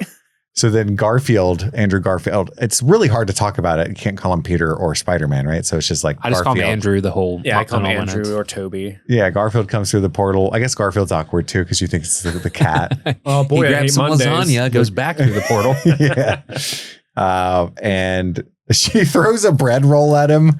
That's so funny. I want to see if you had the tingle. I have the tingle thing, just not for bread. You're a deeply distrusting person, and I respect it. And he's hanging from the ceiling. That's so cool. Now crawl around a little bit. Jumps and grabs on with his fingertips. Yeah. I love it. No, this is plenty. No, crawl around a little bit. Lola wants to know if you can get the cobwebs over there. It's funny. I love that Lola's there the whole time. Yes. It's adorable. Like her reactions to everything. Just her reaction to Toby is weird, but it was very much like a fan servicey thing. Like, oh my God, it's him. And when he does the hi. Oh, like he's so handsome or something. When Andrew's clearly the one I would be smitten by. Well, he's more age appropriate, I think. Yeah, closer. He looks like her age. Garfield's like 35. I'm making fun of Toby looking old. Oh. That's why she liked Toby more. Yeah. It's like, oh, the old one. It's my friend. He was Spider-Man when I was a young kid. They should have had him just at a poker game. You know what I mean? When he looks at the circle. He's just hustling a bunch of people. Then Toby's Parker is next. I call him Andrew Parker and Toby Parker sometimes. I don't know what to do. But I like when they see him, the first one, great, it's just some random guy. Yeah. Because he's not wearing the Spidey suit. And then they start webbing at each other like gunslingers. Mm-hmm. Then they're like, haha, nice. Lola wants him to clean up the webs they just shot. And Andrew's so cute. He's like, oh, Lola, sorry. Oh, my gosh. He needs our help. So MJ and Ned show up at Peter's like secret spot. And after they compare, which is on top of the school, I guess. Wait, real quick before we move on to that, I found this story I thought was really, really funny. So like I mentioned at top, they were changing the third act a bunch because they weren't sure if Toby and Andrew would actually sign on. So the original plan for how Toby and Andrew would show up in the movie was vastly different originally. And they changed it. They say partly due to some COVID logistics, but the real reason came out, several months after the movie came out, where John Watts was in an interview and he said that he found some Reddit fan art predicting exactly how he planned to reveal Toby and Andrew. So he was like, well, fuck. Now we got to change the scene. If that's what everyone's expecting us to do, we got to do something vastly different. And the quote he said is, it's probably on a rooftop somewhere. It's all sort of lazy. You're still trying to figure it out. Then I was on Reddit and I was looking at people who had already made fan art of this is probably what it's going to be like when the 2 Spider-Men get revealed. It was on a rooftop. It was sad. 2 Doctor Strange portals were open and 2 Spider-Men were stepping out. I was like, well, we can't do that. If that's exactly what everyone thinks we're going to do, we absolutely can't do that. And the art in question, people found the art specifically that he was talking about. It's from a Reddit user named Arkantagi, is I hope how you pronounce that. But that's the original art that popped up that they were like, well, that's what I was going to do. We got to change it. And I think it's really cool that they had already found each other, I guess, in this art. Well, they just show up on the rooftop when he's being sad, probably when he's watching. It's way worse. It's a way worse idea than what came out in the movie. But I assume it's because he's sat on the rooftop and the portals open up and they just show up and like, hey, we hear you need some help. Yeah, that's terrible. And it's terrible. And it's so cool that when you think about it, this one random Reddit user who just painted that up directly affected the movie, and it really made them work hard to try to figure out a unique way to bring these 2 characters into the movie. And I think having them show up in Lola's apartment with MJ and Ned and not directly Tom Holland's Peter Parker is genius, because you get to have the cool, like, whoa, there they are. And then you have another big moment of, whoa, there they all are together. Mm-hmm. So shout out to that Reddit user. Yeah. So they go to his, well, they argue about their secret spots first, right? Like, yeah, he's probably got a spot, right? Like, we all have a spot. Mine's the Chrysler Building. Mine's Empire State. Yeah, that view's great. It's a sweet view. But yeah, Peter's is lame. Our Peter is like 20 feet in the air, I'm pretty sure. Top of his school, I think. Isn't that where he is? Yeah, he's on the rooftop where he and MJ were hanging out with Ned earlier in the movie. He is a way like, on the one hand, he's been to space and he's fought like crazier things because of this Tony Stark of it all. But like, he's a bitch version of Spider-Man as compared to like, you know what I mean? Where like he's more sentimental? Is that what you mean? Or no, he doesn't like, he's not as tough. He gets his ass whooped a lot. Like this is his origin story. Toby's probably, it makes sense now. That's what I'm saying. On the one hand, he's done a lot, but on the other, he's like way more, not than their 2 current iterations. Even the early Toby and Andrew Spideys, I think, were stronger than him. They cry, I imagine. Some sad things. I'm trying to find a spot in my notes. I don't know. MJ knows where to go. She realizes what his spot is, and she and Ned show up and give him a 3-way hug. Yeah, they do that, which is cool. There are some other people here. You guys got to go home. The Peters all meet, and they tell their tragedies. And like, this is where it's like, it's kind of similar to the Into the Spider-Verse canon event thing, where it's like, mine was Gwen. She was my MJ, and because that event is so like profound to me. Like and our Andrew's so good. I'm choking up, but also like Toby Parker has like a lot of direct experience with the revenge aspect and, kind of where Tom Holland's heart is right now. So I think this scene Uncle Ben works. said that dope ass line to us. Mm-hmm. MJ said it to you, or I'm sorry, Aunt May said it to you. I laughed at the Spider-Man 3 retcon though, because he has to go, I found the guy who I thought did it. Yeah. And I chuckled, like, ruined it. Somewhere Flint Marco was there like, oh, oh no. Stop bringing it up. Said I was sorry. Yeah. But he's like, at some point I stopped pulling my punches, which is crazy. Just imagine Garfield spiders just out there punching the heads off people. Hey, dude. That dude caught a car so easily. Imagine what a punch from him. He's out there murdering. Mm-hmm. Doing murder. He's like what is it, Ronin? Hawkeye's like angry alter ego. Mm-hmm. But yeah, so they plan to work together, and Andrew's like, I got Connors. I've already cured him once, so no big deal. It's no big deal. Toby says he can make an anti-serum for Osborn. He's been thinking about it for a long time. Now that he's dead, so he doesn't actually have to make it, but he's been thinking about it. I love he says that, and then he looks at Tom. And he's like, we got to cure them all, right? Because Tom's Peter's like, no, fuck that guy. I want to kill him. He killed my aunt. Yeah. 3 U's. And I love when Ned like rolls up and he's like, so do you have a best friend too? He died in my arms after he tried to kill me. It's heartbreaking. The best part of that is Andrew Garfield in the background goes, dude. Did you hear that? Yeah. It's awesome. He steals literally every scene. Yeah. Dude. And now Ned is scared of Tom Holland's Peter Parker a little bit. Like he's kind of like, sure, man. He's worried that that's like his fate, you know? Yeah. And then Garfield's talking about how he doesn't have any romance. And what about you have a suit? Or are you going into battle dressed as a cool youth pastor? That's a great line. He's got it under his suit. This is where they find out Toby Parker has organic webs and they're like, Ned is tasked with something to do, but he goes, look, don't worry, man. I won't turn into a supervillain and try to kill you. Okay. I love it. Andrew Garfield's in the back. We're like, yeah, you nailed that social interaction, nice, buddy. buddy. You crushed it. And then, yeah, this is an arc for Zendaya's character, or for MJ, because she's like, you know, expect disappointment, right? And she's like, no, we got this. We're gonna cure them. We're gonna cure that ass. Cure that ass. Kick some ass. We're going to cure that ass. Cure that ass. That's right. I love the development of that line. It's a very Andy thing. Yeah. You know? Yeah. Cure that ass. And then you'd say Blumpkin or something. Cure that ass, Lovey Blumpkin. See? Adding Lovey before it just makes it so much worse. Well, you don't want to Haiti Blumpkin. I guess so. Yeah, for sure, man. Oh, like that handjob horror short movie, you know what I'm talking about? It's Evil Dead. She's not using lube. I can do this better myself. Peter admits the truth on Jameson's show because he wants to lure all the villains over to the Statue of Liberty. We heard some like background Chekhov's chatter. Is that just That's the chatter. Chekhov's Statue of Liberty talk about them adding the Captain America shield to it?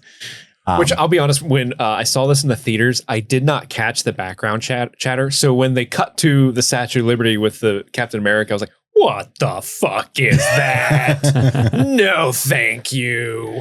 Hey, man, the French made us an extra addendum to it. So they're waiting on the Statue of Liberty for everyone to show up, which gives them plenty of time to chat some more, which is so awesome. Spidey boys. And he talks about Max and he fell into a vat of electric eels. That'll do it. That'll do it. Toby's bad back issue joke is so funny. My back. You know, I've always wanted brothers. What's up with your like web situation? Does it come? I like how Tom is like so like racked with grief, but he can't help but be like, so does it come out of anywhere else? Or like, that is fascinating. We do have to talk about that, right? I'm just naturally curious. You ever have like a web block? Or, you know, it's funny you mentioned that. I did have a block. It was like a whole, you know, It's PTSD. like existential crisis stuff. Yeah, you guys are so much cooler than me. I'm so lame. No, you're amazing. Yeah, it's so good. Like this goes on for a long time. Yeah, just it could have Spider Bros. It could have growing went on out. longer, and I would have They still could been have been happy. the whole movie Yeah. just talking about stuff. Because they have such great chemistry together. Remembering things from the movies. Yeah, they have such great chemistry together. We all love They should these have kissed. movies. They really should have. They should have done the Spider-Man point and then like brought it in for like a 3-way makeout sesh. Max shows up first. He's like super strong with the Tony Stark thing now. And Ned's supposed to run away with the box and be able to close the portal, but he can't. Lizard shows up, and then Sandman's like, I'm here too. Yeah. Peter, it's me, Flint Marco. I just want to go home. They don't know how to work together as a team.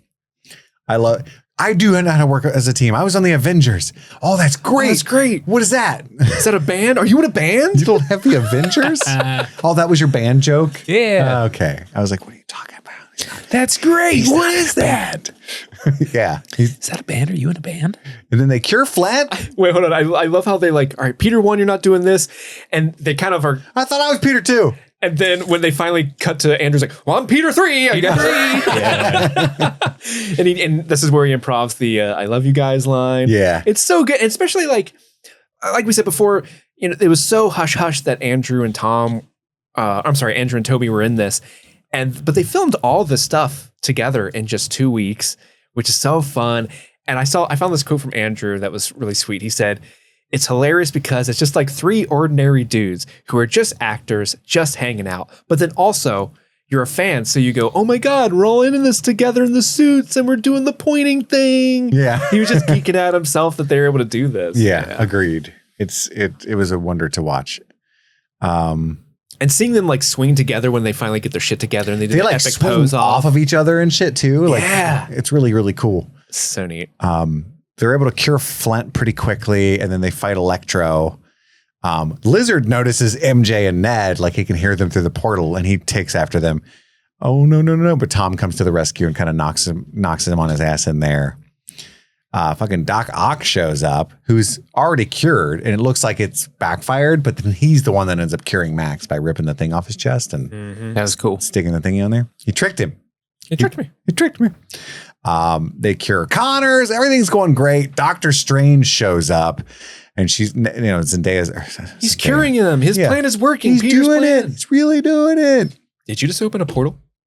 I just love that little bit where Doctor Strange like recognizes like, oh, maybe there's more to Ned than meets the eye. Then there's that whole bit where Max is talking to Peter, and I love he's he goes to check in on him like, Max. I just thought he was going to be black, man. I'm not going to lie. Like that whole conversation's good. I'm sure there's a black Spider-Man out there somewhere. And of course, Doc Ock. When he says that, and Andrew Garfield's like, sorry. Yeah. Just earnestly, like, I get it. I'm sorry, man. I can't wait till we get live action Miles Morales, man. Yeah, it's That'd be so cool. And then, of course, Ock has to throw one more. Power of the sun. It's in the palm of my hand. And then he sees his Peter, though. That's so sweet. Yeah. Like, you're all grown up. How are you? Like, oh, I'm good. I'm trying to do better. Which is something that they had that conversation in Spider-Man 2. Like, I'm trying to do better. And then, but there was a goblin bomb in the box. Can the Spider-Man come out to play? I'm so funny. And Otto, I think this is overlooked. Otto Octavius is the one that saves Doctor Strange. Just want to throw that out there. Is he? Yeah, because I think the boom boom? I think he knocks the original like assault that Goblin does on Strange. He defends him from it. Nice. Oh, cool.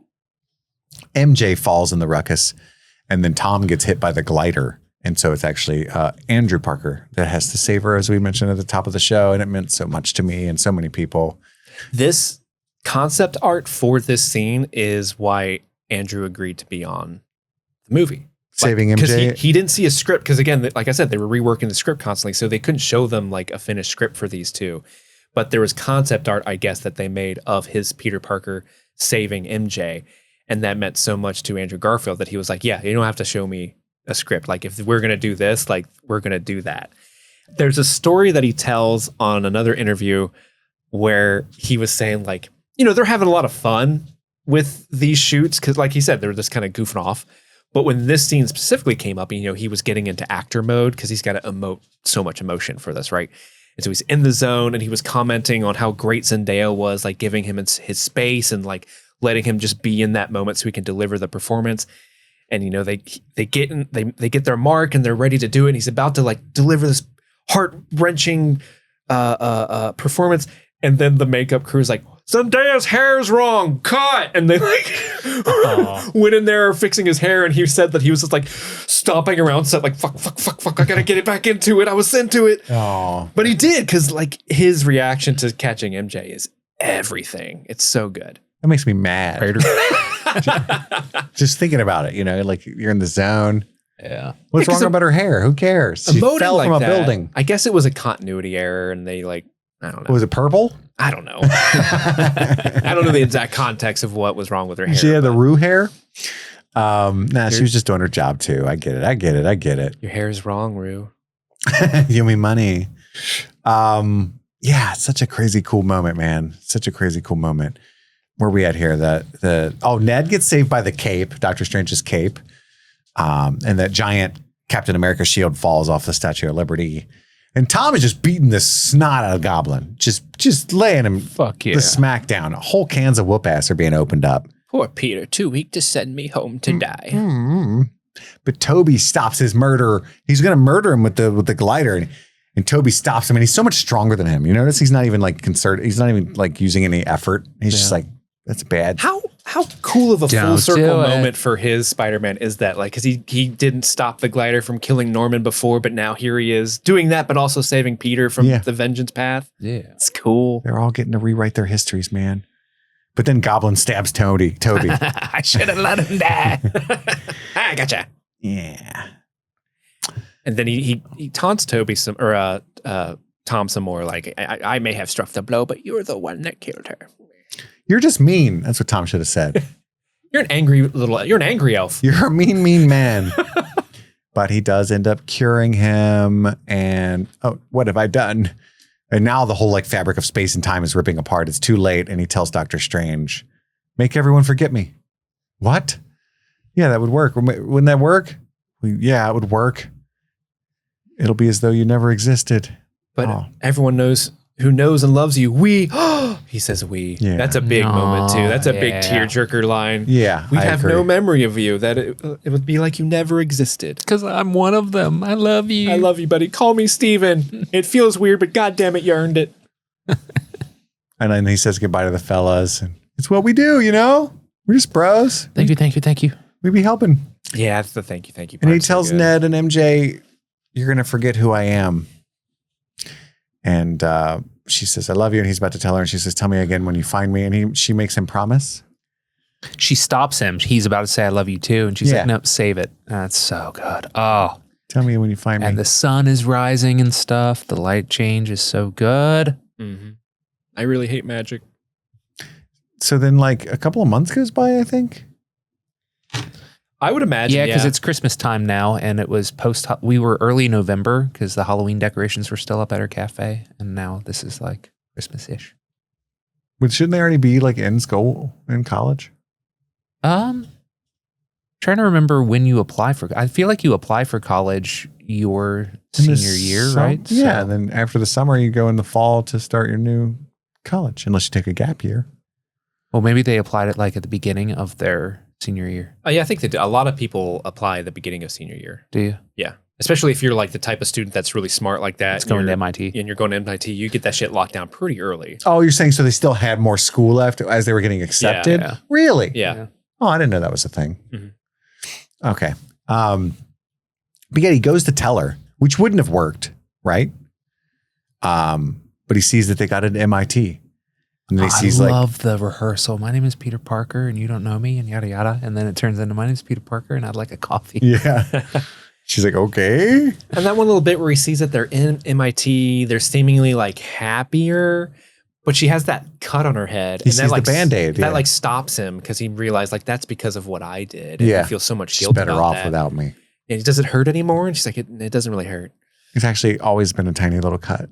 it's the tiniest Band-Aid, but like I get it, you know? Yeah. I have this tattoo that says Peter Parker. I don't even know who that is.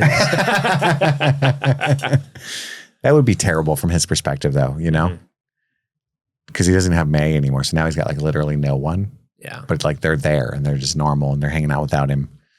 But he makes the sacrificial choice, breaks his promise to MJ, goes to drop flowers at May's grave. To Steve's point, it's terrible that Happy doesn't remember him either. It hurts because they're gone. It hurts when they're gone, but then you remember what they stood for and you wonder, is that all gone too? No. Everyone she helped, they'll keep it going. You think so? I know so. Random kid? It's nice to meet you, random kid. But now Peter's got an apartment. It's like the Spider-Man 2 apartment.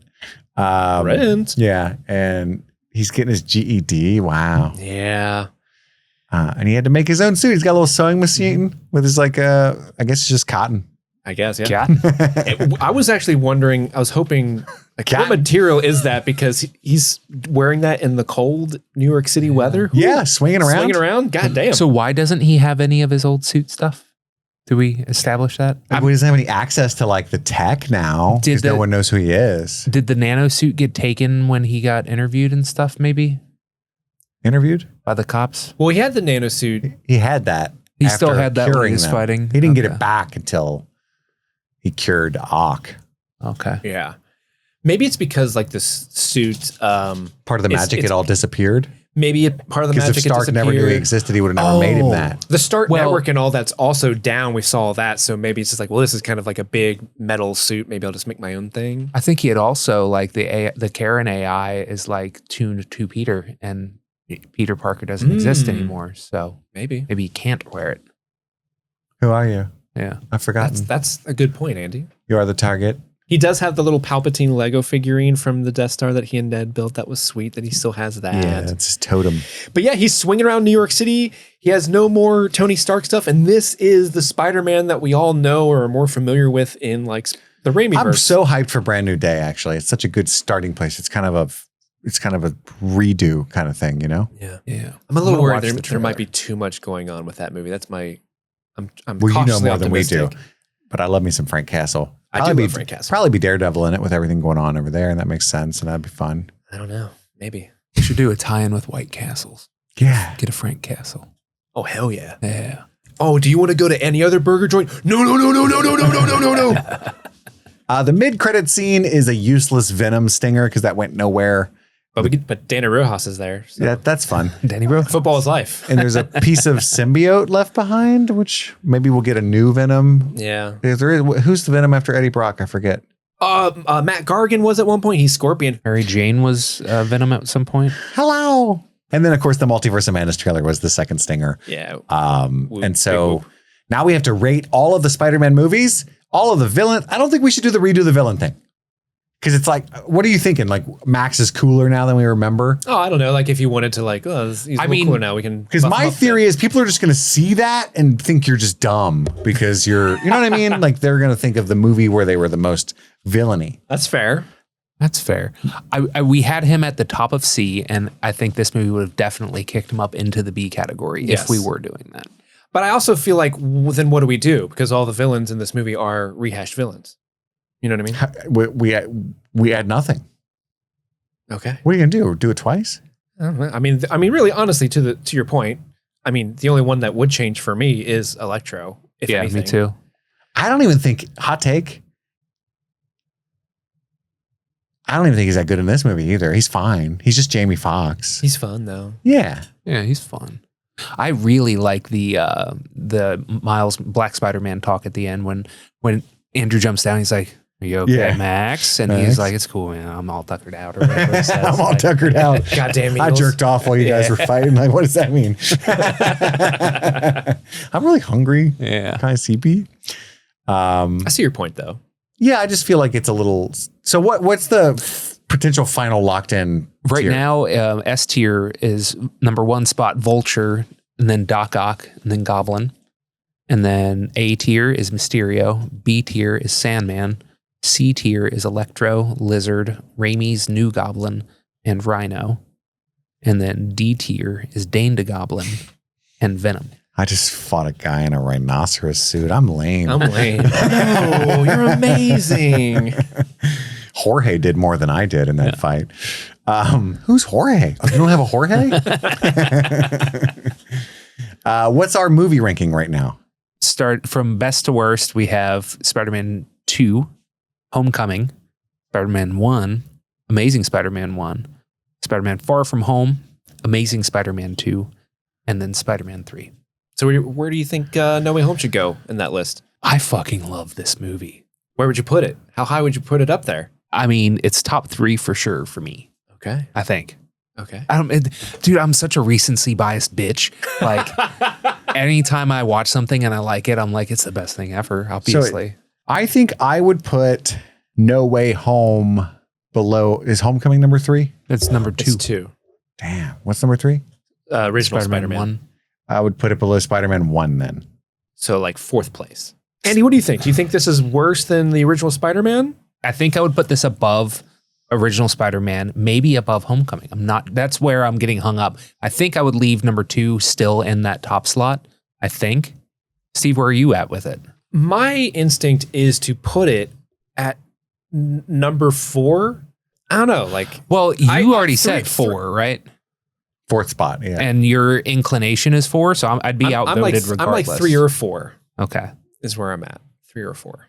What's 3 again? Is Homecoming? 3 is Spider-Man 1. Yeah. Homecoming is number 2. Yeah. It's confusing. Well, I have a separate personal ranking. That's why I'm like, Yeah. what did you guys do? So this is either just you'd like it better than Spider-Man 1 or no? That's how you have to do it. Oh gosh. Oh gosh. I think if I'm being objective, I think Spider-Man 1 is a better movie. Cuz it functions. It's a really great movie, but it functions on its own. It's its own individual Plus, film. it's Bonesaw. And Bonesaw, and I'm ready. Yeah. And that kiss. And it has the hot Aunt May. It's got Peter. It does have the hot Aunt May. You're right. The real Rosemary hot Harris. Aunt May. So you guys, do you want to put it at 4? 4? Okay. Let's do it. Let's The put final it at 4. streaming things. Andy, take us home. Which home? Far? No, or coming? Read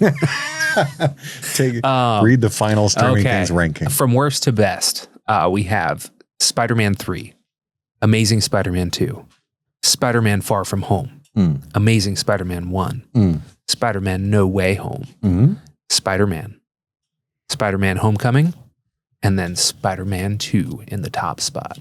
There you have it, folks. That's the official streaming things ranking of the Spider-Man movies. We have one thing left to do. We have a Nina segment because we did cover this movie supposedly once before, and we're going to hear some shit we said back then and deny it and call it AI. Step into the Nina. So we're going to listen to these clips that were organized by our mods on Discord, Ricker, Casey, Enza, and Erica. Thank you. And so thank you guys for that work. And we're going to listen to the clips, and we have to. God damn, this is a long episode. Fuck, we have to figure out what the context was. We gotta have to. About. We gotta have to. We kind of gotta have to. We kind of gotta have to. Are you guys ready to listen to the very first clip? Let's do it. Oh, Yeah. he's such a good man. Yeah. Who's such a good man? Andrew I think Garfield. that this is the response to Toby coming in when he shows up in that weird. Oh, and he's mimicking Lola. Yeah. That's where my head is. That's not bad. I think it's Doc Ock related. Trying to put myself in my shoes. Like, who am I going to be like, oh, he's such a good man. You think you're just doing that. Not mocking anyone. No. You're just organically doing that. I'm just calling someone a good man. I'm with Andy on this one. We'll see. Okay, let's see. Ricker has submitted the answers. He writes, Steve talking about his love for Doc Ock. Yeah. And this is his reaction after hearing him say, quote, "It's good to see you, my boy." He knows himself. Are you sitting there with the answers? Like, this is my guess. No, I believe that he wouldn't cheat. So the way Ricker sends them is he sends them through Discord, but they're like spoiled. So I can't see what they are until I click the blocked out portion. I'll believe you, but I'm suspicious. You should always be suspicious of me, Andrew. Always and forever. I believe you. Well, that's 1 point for me. No points for you two. Now I don't believe you. Clip number 2. I was having an absolute nerdgasm. That's a clip. These are such short clips. What would cause Madison to have an absolute nerdgasm? Nerdgasm. Again, I'm going to go Garfield again. Anything gasm related. Okay. That's always fair. I'm going to go with I'm something of a scientist myself. And and she's a little younger than us. And she's amazing Spider-Man era. Like, that's her Spider-Man. That's true. I'm going to go with that. I'm staying with my answer. Okay. I'm going to say she was having an absolute nerdgasm when the two Spider-Men, the Spidey bros, show up in Lola's apartment. Or maybe the pointing. Could be the pointing. Everybody likes the Wait, you can't piggyback off my answer. Sorry. I'm with you then. Because I said Garfield. Oh, I'm saying it when both of them show up. But Andy's saying Toby, but Toby is also when both of them are there. Well, my answer was specifically Green Goblin saying something of a scientist. Oh, that's right. Sorry. I'm sorry, actually. You're totally right. That is an answer. So you're saying both Garfield, Willem Dafoe, scientist. Okay, gotcha. I just made all that up and yelled at you for no reason. It's another day at Streaming Things.